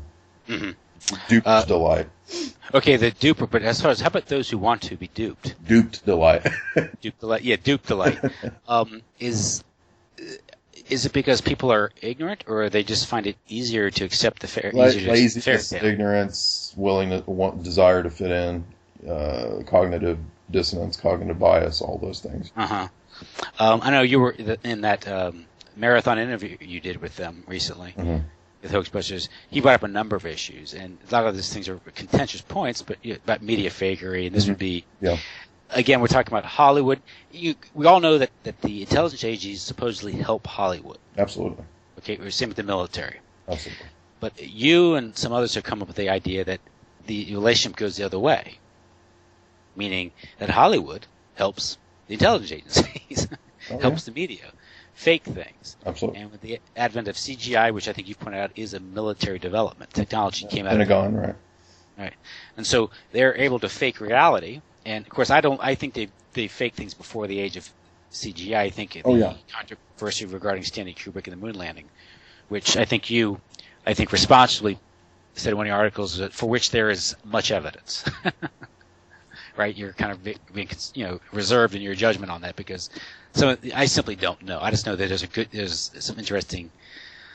So we say. Well, okay, maybe I was being lazy there or something. I don't know, but you can find pieces. This was like 6 years ago when I wrote the original piece on that, and you can find Kubrick working with NASA. He did openly. The Air Force was interested in his work. You can find photos of him, hanging out with Arthur C. Clarke and NASA people. Arthur C. Clarke gave a lecture that I cited in that, where he talked about all this as well. NASA's an arm of Hollywood as well. Hollywood is an arm of NASA. Mm-hmm. That's why Ridley Scott just said that The Martian was timed. The release of the Mars quote mission was timed with the release of this dumb movie. And we've brought up earlier how James Cameron is now directing this latest Mars mission. There was in the news a few months ago that Cameron was going to, quote, direct the Mars mission, and supposedly he backed out of it, but that tells you everything you need to know right there. The story, it's an interesting story because there is much there with Kubrick where I guess the Pentagon was very impressed with his work on Dr. Strangelove. Right. So they came to him, and I think the story goes, and this is one way they say it might have went down, is they gave him an offer he couldn't refuse. Right. It says, you do help us with this. In case it fails, we have this in reserve, or maybe they realized they couldn't do it from the get-go, at least not with revealed technology. It gets into occulted, black technology and stuff like that. It's a whole other topic. But it says, you help us with this, and you'll never want for money for any of your movie projects. Mm-hmm. And of course, once you get an offer like that, you can't say no, thank you, right? Especially if you're a director, because your main issue is finding money, right? If you look at his contract was odd. He was the only director ever to have complete editor rights on all his movies. I've heard there's a handful that have carte blanche. I've heard. Okay, maybe I'm mistaken. I've heard Tarantino has it. Okay. So certain guys get that when you're at a certain level where they know your movie's, gonna get, hundreds of millions of dollars. Yeah, but his movies were never. I mean, they weren't blockbusters, right? I mean, they weren't big money makers, were they? That's an interesting question. I thought 2001 did well, but it wasn't like Star Wars or Jaws or things like that, right? Yeah, they're not like $1 billion makers, I don't think. Yeah. Right. Another thing was the ability to use that lens for his movie, that period piece he did in the 70s, with Ryan O'Neal. Oh, you're talking about Barry Lyndon? Barry Lyndon, yeah. This $1 million lens or something. Oh, yeah. I forgot about that. Yeah, the expensive lens, right. And, and you were talking about they were impressed with the front screen projection. Front screen projection, which, with Jay Weidner. Weidner stuff, right. Yeah. And there's a good, if you look at I've watched his movies, his analysis, and there are things I wouldn't think of looking at until he pointed out to me. And I said, well, he is right about it. Look at all the images on the moon and all that. They're all kind of shot in that way. They do look like front screen projection, yeah. And then you have the fact that NASA claimed to lose all the original high definition footage. Well, just look at the fact that NASA, again, I don't know, I keep pointing this out, but maybe people don't think it's a very good argument. I think it is, but like I said, since high school, they've been saying they've been finding alien life, since I remember walking the halls of high school in 1995 or 6, and it was a big deal that NASA found water or, quote, life on Mars, and of course this never pans out. It's always, it gets forgotten, and then, 6 months later they say again. And then you have all these astronauts, and they all talk about aliens, and NASA was obviously involved in SETI, S-E-T-I, for a long time, and now supposedly they don't care about SETI anymore. And I mean, it's too ridiculous even to care that much about, honestly, because you're never going to get to the truth, I don't think, by even going down the road of all that. And that doesn't mean, I think NASA doesn't do anything. I think they do a lot of things, but I think their main function is propaganda, so that's one main role they have. And there's just so much absurdity around NASA that I don't, and you hear these stories about astronauts dying, and I mean, who knows what's true. That was the Gus Grissom story with Chafee and White, where Gus Grissom was reportedly a harsh critic of the whole project, saying it's never going to fly, we can't communicate, and then his capsule burns up, and they found very high cyanide levels that couldn't be justified by the fire, apparently. And of course, then the person investigating that, prior to the report, he's killed in this strange fiery car crash. Yeah. And of course, Gus Grissom's son today claims that his father was murdered, and his son is an airline pilot, flies 747s or something. So that's something. But when I talk I don't come out on any side of this, really, because I really, quite frankly, I don't know for sure. I can't say I know for sure. I do have my suspicions, because if you look at it, if you just wipe the slate clean and say, give me the evidence, and they can't manifest the evidence, all they have are their statements or their claims, and a TV show that they put on with the CBS, with Walter Cronkite, who's always trustworthy, right? And, who has said that he'd rather work with the devil right? Yeah, exactly. I asked when I even broached the topic. I said, "Well, I just asked the questions to people. Say, what are you talking about? I saw it on television." I said, "Well, how do you know it occurred?" It's because I saw it on television. So what you're saying is because you saw it on television, you know it happened. Yeah, it's in that Clinton biography too. Yeah, which gets back to what about fakery, just because you see something on television, But even I think the hoaxbuster guy also brought up some of the imagery of 9/11, which I have trouble reconciling in my own mind. I have to come up with an answer because I simply don't know. Based on my understanding of physics, Royal Society physics, as you might say, right? It's very hard to explain some of the things we all saw. Well, okay, that doesn't mean, by the way, that like the basics of Newtonian physics at our level of reality isn't true. Yeah, I know. I'm just saying. Right. Is there something else? Is there something else going on? I'm talking exotic technology or something that. But there are. I think your host there talked about. When I think it's a valid point. I don't know what it means. I don't call me nuts for asking questions. It looks really weird how that plane interacts with the building when it collides with it. I agree. It does look weird, and I don't know what to make of that. I don't know if that's. I don't know what to make of that. I know there's disputes even within people who believe there's fakery. Right. Sure. So it's hard to say. And Yeah. a lot of, Go ahead. Sorry. I'm sorry. I'm just thinking, don't call me insane for looking at an obvious situation. Does aluminum cut through reinforced concrete and steel traveling at 500? Can a plane travel 500 miles an hour at that? Under my understanding, I look it up neutrally. I've always understood it. At that level, planes cannot get at that velocity. This is why a jet takes off so fast. Mm-hmm. At that level, that speed would cause the plane to crash. Yeah, and there's that weird sort of round-looking middle section to the plane that doesn't look right. Yeah. So this, is this something that's put in to screw us up, to screw with our brains even more? Could be. I've wondered too. Maybe, maybe film at that time. Like if you look at old lower resolution videos that are uploaded, like 240 and 360. Yeah. Yeah, there's those little boxy kind of glitchy looks to them. So could that be involved? I don't know. Maybe could these images, shutter speed type thing? Could these images have been manipulated too? Yeah, because basically the vast majority of people experienced 9/11 on the television. Exactly. And judge from our other research, from our other discussions, and other people's research, is we all know that the networks are all in bed with the intelligence agencies. They're all one and the same. They all came out of the totally. Yeah, that's the world they arise from. Yeah. You have that. You remember that helicopter that's filming? Is it the South Tower or the North Tower? I get those two confused. But the plane collides with it. Of course, you see the nose come through the other end. Mm-hmm. Okay. But the way that camera, that's edited, because when we saw it was edited, we saw the close-up image of it. You see the plane just come through the corner of the screen. Yeah. The pan-back views, you don't see any plane. Yeah, I have looked at these all these clips that show all this, right? And I came away from it just I don't know what to make of this. Exactly. Like, I don't know.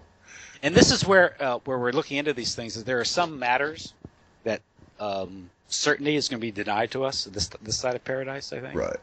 I mean, we'll never really know. And I don't think it's a reason to point fingers at someone, accuse someone of being a cognitive infiltrator or being insane just for raising these questions or to coming to some conclusions. I do think some people are too quick to come to a conclusion on it. Yeah, I tend to think that you can fake whole planes. I mean, I don't know for sure what went down in that situation, but like MH17, I don't even know if there was an MH17. Well, how do we know? There's no. I mean, it just disappears. You just see an image on the news of what's supposed to be a couple pieces of a wing, and maybe some luggage lying around. I mean, we hear people talk about plane crashes. Even when they crash in the sea, there's a sea of debris because most of the plane floats. Right. It's going to be bobbling up and so, what do you make of that? Well, and how easy could a plane fakery be staged? I mean, there's a whole episode of BBC Sherlock about that I pointed out in my essay back at the time that perfectly seems to mirror the MH317 scenario. Yes. And the BBC Sherlock series episode came out prior to the both of the MH fiascos. Mm-hmm. And of course, we deal with the questions of eyewitnesses, and this also deals with the situation at the Pentagon, where you have this total lack of debris. and they claim the plane went all the way through the building and punched to the other side with the nose punched. Well, that's just obviously not true, even from the picture they release. Yeah. They claim the plane disintegrated, but they identified the victims by their fingerprints. And the other plane that crashed? Pennsylvania. All I ever saw was a couple pieces of stuff laying around and like a hole. A hole in the ground. Mm-hmm. Hole in one. Doesn't look like a plane. No, it does not. But that's the cognitive dissonance. Where you're presented with something where they've done studies that with, not in regard to 9/11, but just other topics where you get a crowd of people to say something, to look at an image, and the image is obviously not what it is, but everyone in that crowd starts saying what it is. And the people who are dissenting eventually give in and say, yes, I see it now. Well, or the one where it's the joke and everyone's in on this situation where the mark is not told. And so somebody tells something that's not a joke, and everyone laughs, and then the other guy starts laughing. Yeah, just to fit in. Yeah. And of course, this gets in your essay, IQ psyops, and the civilization of the scan. Yeah, this is well, I think I had a quote here. I thought it was cognitive dissonance. I'll quote you if you bear with me, and then you can comment on it. You wrote it. Cognitive dissonance is the firewall that exists in most minds when confronted with a challenge to their basic beliefs about the world, as it is human nature to avoid admitting being in error or having been duped. For most humans, the ego zealously flees the admission to oneself of the significance of error. A challenge to our worldviews or paradigms of beliefs are also quite jarring. They can unsettle our comfortable existence and lead us to question everything we held dear, and might even lead to psychological or spiritual crisis when the consideration of being fundamentally in error is on the table. And you point out is the people that are most subject to that are the people who are reconsidered the smartest people. Quite often, yeah, because they have the most invested in the system with 10 years of medical school or law school and $100,000, $200,000 of debt, and then they're imprisoned to whatever their chosen career field is, and they can't dare to look bad amongst these people and believe or question, because it would break the whole paradigm down. Mm-hmm. And they have the most to lose, yeah. And they are the engine of the establishment, right? Mm-hmm. And this is interesting because this is brings to mind a book by Daryl Hamamoto. Yeah. He talks about this. Of course, I think he focuses on Asian Americans. Mm-hmm. How what's it called again? Something of Empire. What's the book? That's Agents of Empire. So I've heard the interviews. I know what you're talking about. Yeah. Yeah, and how they're being recruited into these corporations, and they're going to become the doctors and the scientists who are going to implement sort of this Agenda 21 scenario. Yes, and they will vaccines completely go along with it because they're from a culture and a situation where you don't question any of that. Mm-hmm. It's not a virtue to do that. It's not a virtue to think that way. And, I'm not a fan of atomism, but the West has been. It is good that the West has had that tradition of not blindly believing government. Yeah, well, it's a balance. It is, right. You got to balance this. And also you have to, is atomism in regards to what? The collective, obviously the highest the highest morality of politics, you could say, is the individual, but... Well, I believe in a balance of the one and the many. Yeah. And that would be ultimately based on, the theological views that I have. So, absolutely. Yeah. Like I did an interview with David Wemhoff. He was talking about this radical individualism, about Henry Luce Empire preaching Americanism, and part of it was to undermine the influence of the Catholic Church. Absolutely, and that's why there was an encyclical by Leo XIII, even prior to that, critiquing Americanism. Mm-hmm. And his idea was to undermine the American Catholic Church and become an exponent of Americanism. It is. Yeah, and that's even Solange Hertz has a book on that. And the best way I can encapsulate his thesis is what happens by weakening this radical interpretation of separation of church and state, which isn't even in the Constitution. It's in a letter that Thomas Jefferson wrote, and it's a nice. I think obviously, in a society with multiple religions and, a polyglot society, you have to have some sort of religious tolerance. You can have peace and order in that society. Yeah. But at the same time, go ahead. You need to have this idea that religion should be expelled from the public square, create what the naked public square, I think it was Father John Newhouse called it. But by destroying the influence of the church militant, as some people will say, is you deny the people some sort of corporate representation. And they become these atomized individuals who are then naked before these oligarchs and ruling elite. Yeah, it would be a revolution in cope and tiara. Yeah. And that's what happened, and that's why the Syllabus of Errors condemns the separation of church and state. That's why Facendi Dominici Gracious of Pius X says exactly the same thing.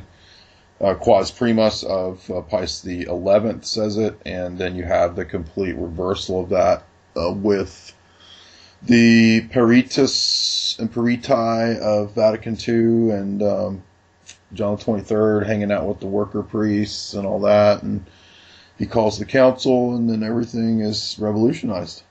Mm-hmm.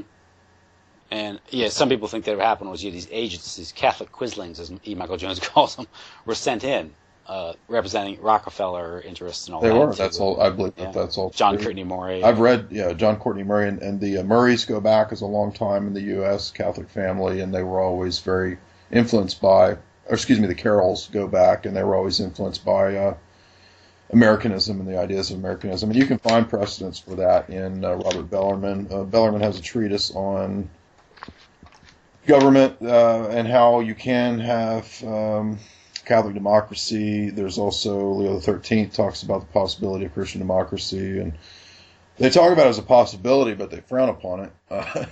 It's obviously it's all part of the revolutionary tradition, and so it's just you have this gradual erosion of the Roman tradition on this matter, over several centuries, going back to Clement's original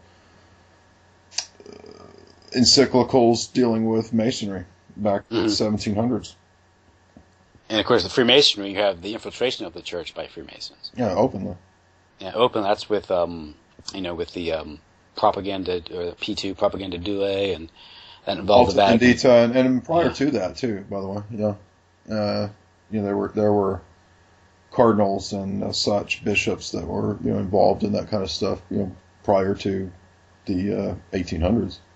And I think this also gets into for some reason or the CIA targeted the Catholic Church. Yeah, as I understand, they met with the popes at various periods during the Cold War and convinced them to sign on. Bill Casey would meet with John Paul II and under the auspices of fighting the Cold War, and so I don't have proof of this. I've just always speculated that a lot of this pedophilia stuff is, like we said, I think we've talked about it before, is the blackmail of intelligence agencies of the papacy. And how you can get involved and corrupt people within the Vatican and take over and that's a definite. That's obviously Cardinal Villot, Villot, was reportedly either Grand Orient or OTO. So wow, yeah. And you have Bishop Marcinkus out of Chicago, and his control of the Vatican Bank, and how a lot of it was the interest of the church itself at the time. Needed the church has a lot of assets, but they're always cash poor because they're not liquid. And so what happened was he was basically, I think the bank was used as a clearinghouse or a money laundering operation. It says you can have that liquidity going through your bank. That makes your job a lot easier as God's banker, as he's referred in that book. So that's how he got corrupted in that. But it's just interesting that Marcinkus would come out of Chicago and something. Yeah, this is a whole world that people know about, and then in the conspiracy realm, there's all this dumb stuff that's people don't have any idea what they're talking about. Just like Jesuits ruling the world, based on just evangelical apologetic stuff that's not they don't have a clue what they're talking about. But and the Jesuits did though, however, lead the way in the revolution in the church for sure. But this, Christian, when you say this about a whole subculture or underworld operating, this gets back to your in Magus, right? The Magus, where this whole thing, they got this whole other world going on, and people know nothing about it. And yes, the Vatican's the world's oldest intelligence agency, so you Yeah. you would think if you wanted to learn about geopolitics and espionage and how the world works, you would actually get a handle on maybe the history of the Catholic Church, and not from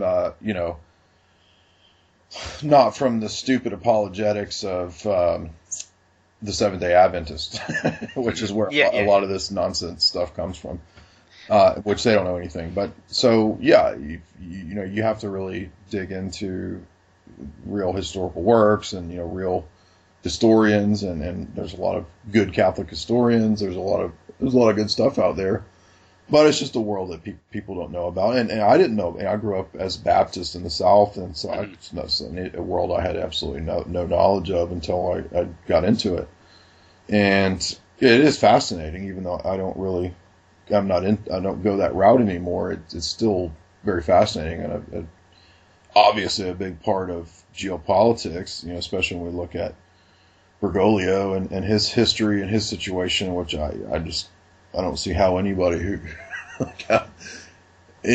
has any sort of, I'm not attacking you personally or anything like, or trying to start a debate. I'm just giving my opinion on the matter from my perspective, and I just don't see how anybody could really, if you're a person who believes traditional Catholic teaching, could not just be kind of spinning in your seat right now with Bergoglio. Oh, there are a lot of Catholics spinning. Yes, I have, kind of off and on kept up with that world since I wasn't in it. But yeah, I've got a lot of Catholic friends, so yeah. Yeah, and there's different reasons for their. Yeah, I mean, there's some people who look askance at his role down in Argentina. And I don't know, how apparently he was working with the government. I don't see him as some sort of, like, when he first got elected. Some people were castigating him as like this black ops, like far right, death squad guy or something. Yeah. To me, he looks like a total liberation theology guy. Could that be part of that false left-right dialectic we're forced to believe in? I think so. The Borgias can have their popes. And it was the liberation theologians who influenced a lot of the Vatican II peritae. Mm-hmm. So many of whom were Jesuit. But this gets into this, I guess, the broader topic of this false left-right paradigm and the false political world the superficial political world that that's retailed to us in the mainstream media, and just what it's almost like we're in Disneyland, and we're on the rides. Exactly. Told to believe that it's real, but it isn't. We really are almost like an amusement park. It is. We live in Disneyland, right?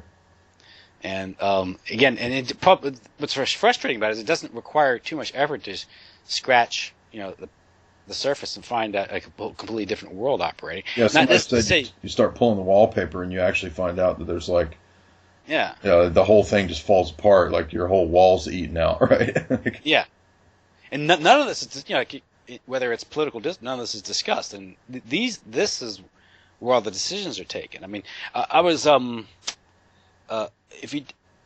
looking at I had a recent discussion with Graham McQueen regarding the anthrax attacks and how they were directed at Congress, and of course his theory is it came out of the U.S. governments to intimidate Congress. And I wanted to bring this up, but I ran out of time. But it says, well, what this tells us is this is what, when you're being taught civics, how laws are made, how policy is driven, what decisions are taken, it isn't the deliberative process. It isn't elections. It's who's being blackmailed, whose plane is blown up, and who's being threatened. And that's really how the world works. Yeah. And it's not as if you and I, I think what happens is we live in a country where it's been relatively peaceful, but at what price? What's going on? And this gets into your review of the book. You did it. I didn't mention surgery, but the movie you did. The movie was it The Box? Yes. The Box. And the idea you press a button and you get $1 million, but somewhere out there someone dies. You're gonna kill somebody. Yeah. You're gonna kill somebody. I read the review. At the time when I saw the movie, I was even more ignorant of esoteric stuff, occult stuff then than I am now. I'm still pretty ignorant. I'm just as you look into these, you're kind of forced to look into these things to understand them. But when I took away from it is that's kind of like how Americans live. Yeah, I They think have a Richard lifestyle. Kelly is partly saying that with Yeah. the film. He's partly saying, we kind of live in this world where the trade-off that we think that the world tells us is there out there for us, this false American dream, this trade-off of you can get whatever you want, just be willing to go to whatever lengths are necessary, including, killing somebody. And don't worry, you're not going, you can, the guy in the Air Force trailer can sit there and push the button, and the drone will take him out. You don't have to worry about it. You'll reap the benefits, which actually isn't true. You don't reap the benefits of these wars. Halliburton and the different defense contractors reap it's a false bargain. Yeah, you get the GMO food, and you get to choose Coke or Pepsi. Yeah, and that's the false choice, exactly. We have more choices of ice cream than we do of presidential candidates in George Carlin in this country. Well put, yeah. Yeah, and pithy way to look at it. But it is, because really that's not the choice. That's the false choice they give us, because really our world, if we did live by peaceful, honest friendship and peaceful commerce, we would be wealthy by several times over, much more wealthy. Yeah, I mean, human capital would be unleashed. I tend to go back to, you look at something like, and I'm not trying to be a moralist and preachy guy. I mean, I certainly have my faults, but, you go back to something like the Ten Commandments, and even if you don't believe in things in a religious perspective, you look at the morality presented there. Yeah. And it makes sense how you could have a functioning society that way. Yeah. But, it goes back to, well, the rule that you learn, the rule, like the sandbox rules. Don't mess with other people's toys, and don't hurt people. But that simple message, lessons people forget as they get, as it gets as they become more sophisticated. Isn't that the whole? You read through the Law and the Prophets. That's the whole history of Israel. Yeah, that's what we're supposed to learn from that. Is you fall into corruption and all these practices, including all these occult practices. I mean, that's everywhere in the Old Testament. And demanding a king. Well, I'm going to have to disagree with you on that one there. Okay, well, it's a topic for another discussion. Yeah. Now, and I'm not trying to be a hard ass on that. I realize that... aren't they told that they'll be oppressed or something if they get their king or something? Well, my view of that is that you have in Genesis 49, I think, the promise of the line of David, who will be a king from who will rule with a scepter, right? Mm-hmm. And this is later the prophecy, messianic prophecies are about the Davidic king and so forth. And when the Israelites are requesting a king, they say explicitly that that they want a king after the nations. Mm-hmm. And the king after the nations, I've always taken from commentaries and things that I've read to be a king in the sense of these sort of quasi-divine rulers. And that's what the neighbors of the Israelites always viewed their rulers as divine. And so they would be worshipped. And so that's a clear point of contention with the monotheism of Israel. So, but I've never taken it to be a case where it was. I know a lot of people do, and I understand the argument there. But I think we see different periods in Israel's history where they have judges, they have representative government, they have the constitutional monarchy, they have the hereditary monarchy. So different situations arise, but you have plenty of statements throughout Proverbs and throughout the wisdom text that also, as well as the historical texts that affirm legitimacy and advantages of monarchy, and even this is kind of the norm in Catholic tradition as well. Even amongst the theologians who would pose the possibility of alternate forms of government, monarchy is still the norm, until the time of the revolutions. And I know that's not hard and fast. There's gray area there, and for a long time in the Byzantine perspective, the empire was the norm. So there's no easy answers on that matter either. But I'm Catholic, so we don't read the Bible. Yeah, but when I was Protestant, before I got into reading Catholic stuff, I thought that was the thing, and because I'd talk to my Catholic friends, and they're like, "Oh, we don't read the Bible." are you talking about? I'd be like, well, I read the Bible. I'm awesome. You're not. Oh, before I let you go tonight, maybe if you can do this quick, you did a great analysis of the Brave New World. It won't make you restate the analysis, but give us Brave New World. You kind of close out that analysis with kind of demonstrating how we are now living in the Brave New World. Mm-hmm. Can you do a brief summation of that, or is that too much to? No, I don't. No, not at all. I mean, You've got Huxley, part of this British Royal Society circle,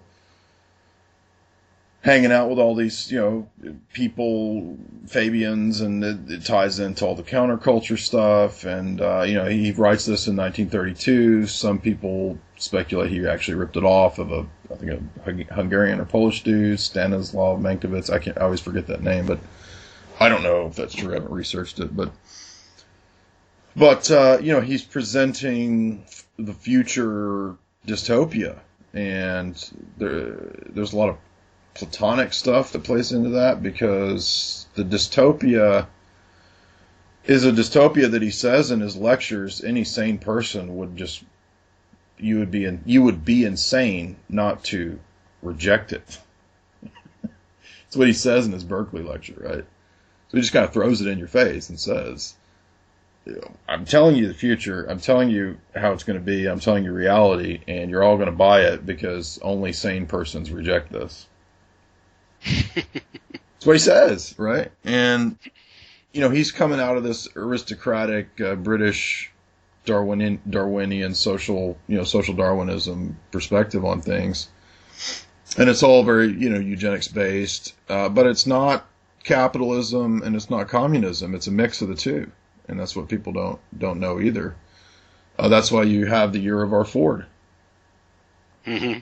That's why you have people named after industrialists as well as Marxists. So that's literally the surnames of the future. Bernard Marx is one of the central characters, as well as people named after like Ford and industrialists and so forth.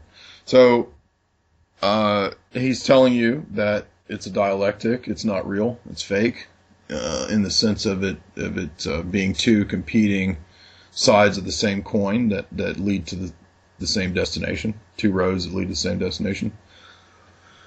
And that destination is a completely controlled world state that's supposedly under the dominance of reason and scientism, which is why Huxley says in the introduction to my copy that it's the final revolution.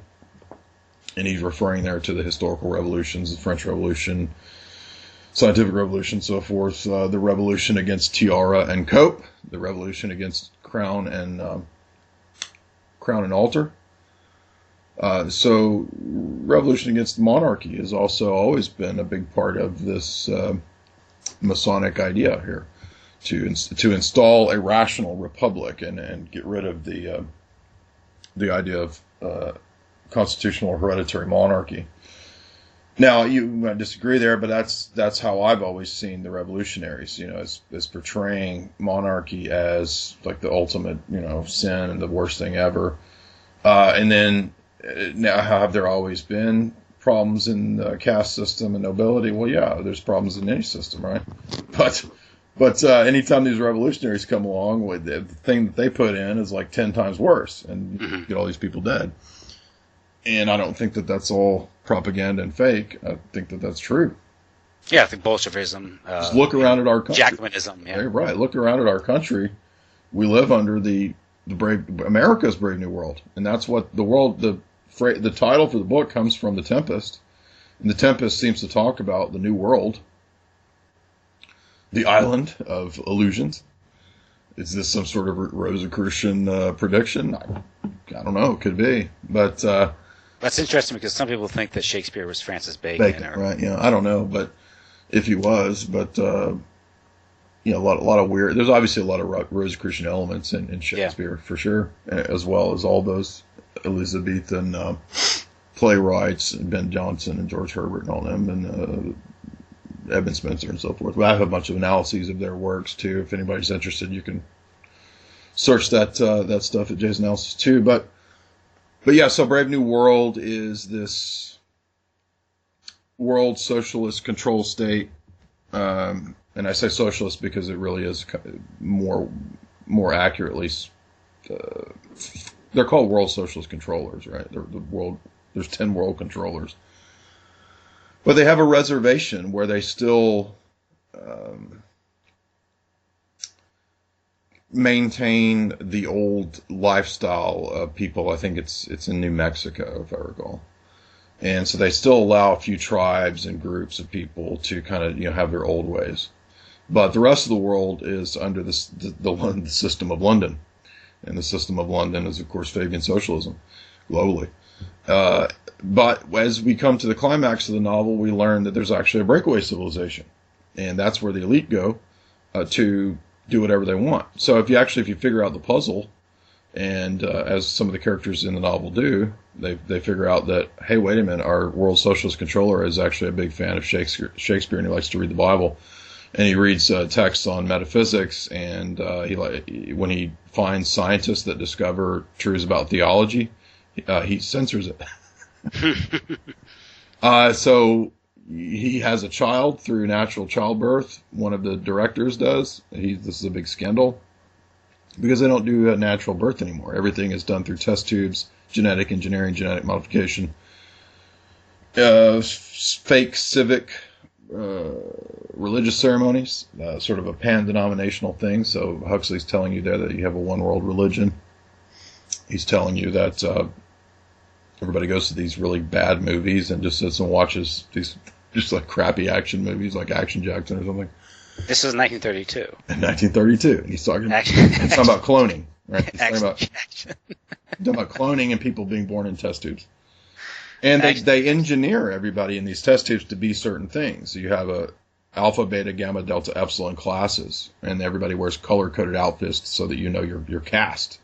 So what the irony here, of course, is that all the revolutions were supposed to be the end of the class, oppression, right? Class warfare. And the irony here is that the final revolution installs this world socialist dictatorship that's based on a total caste system that you can never escape from because it's determined by your genetics out of a test tube, right?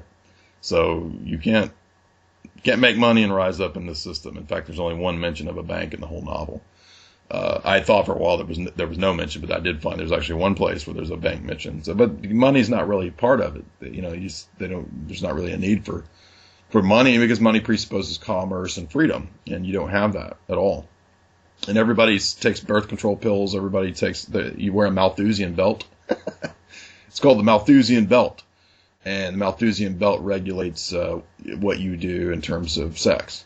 Right? So you have your birth control pills on it and your sterilization pills, and you got your dick pills, your Viagra, I guess you could say, stuff like that.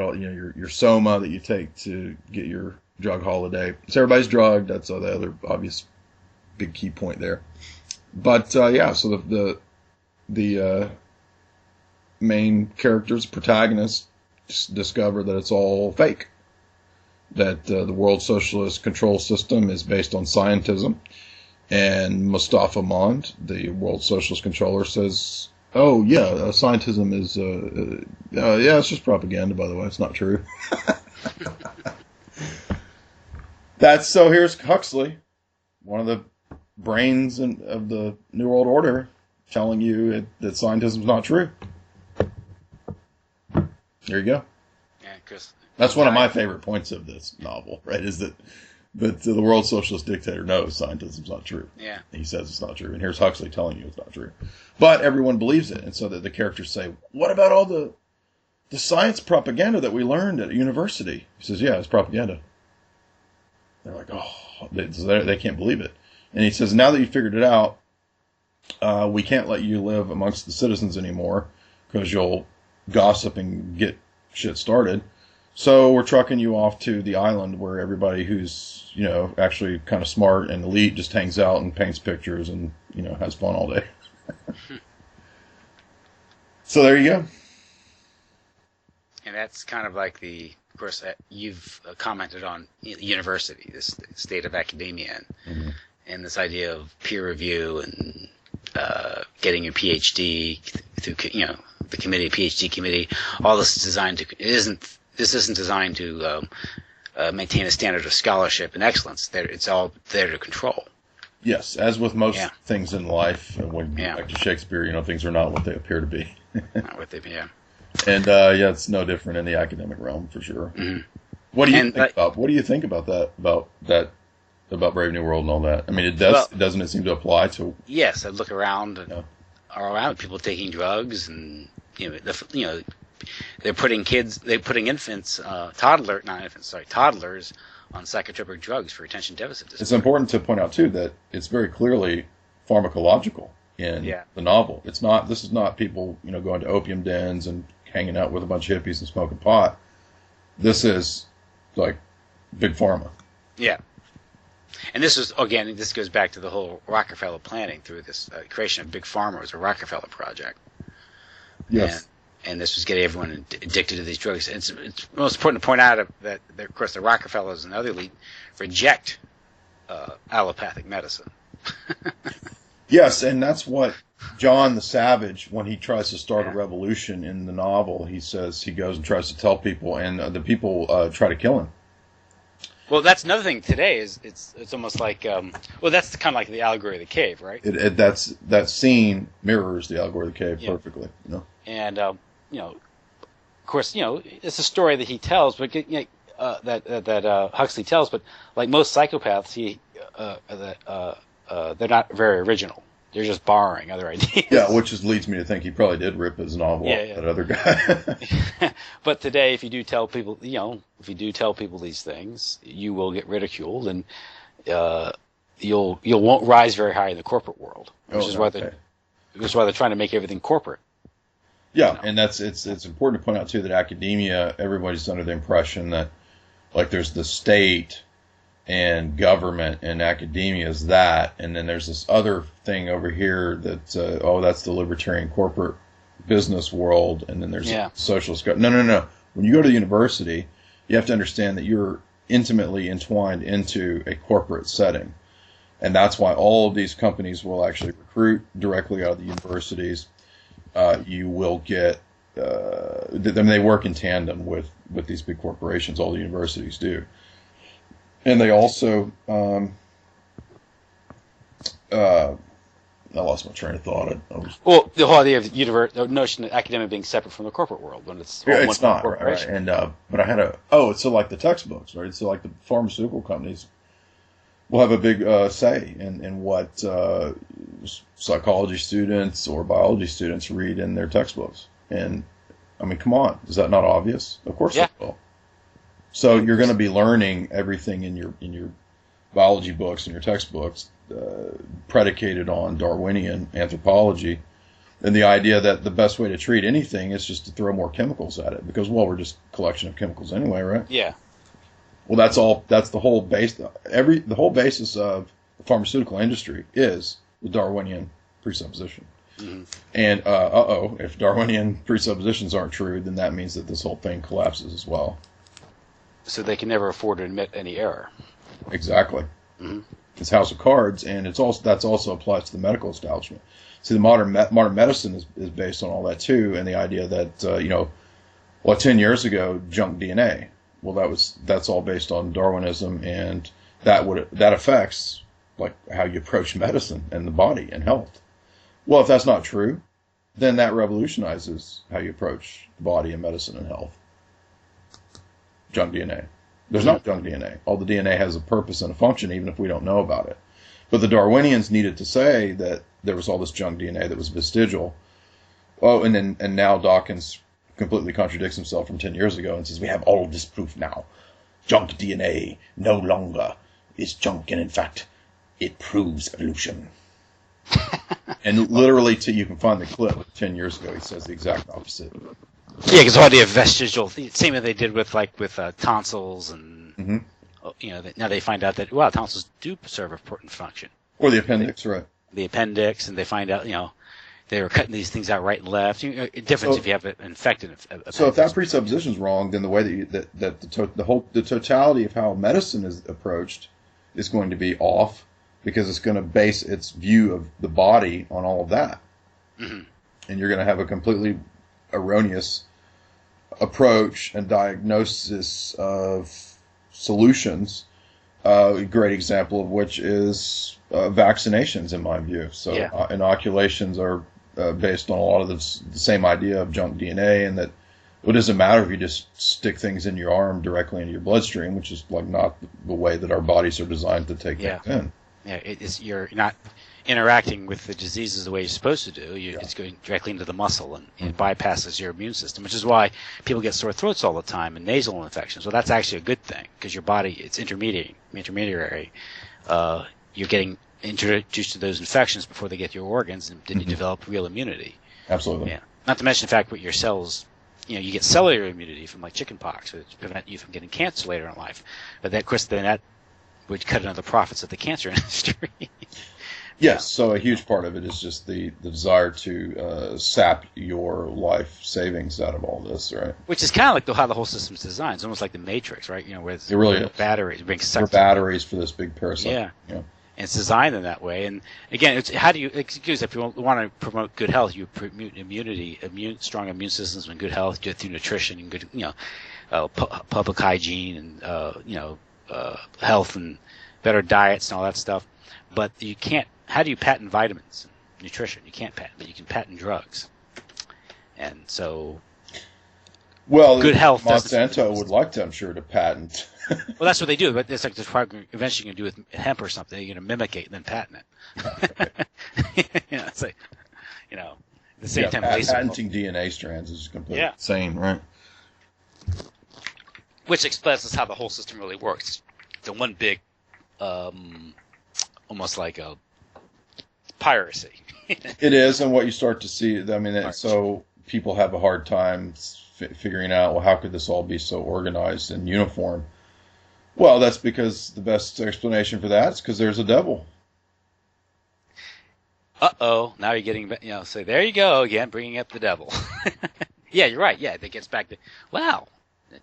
There are spiritual forces that have a unified agenda that are above the human domain. And what did the devil tempt Christ with?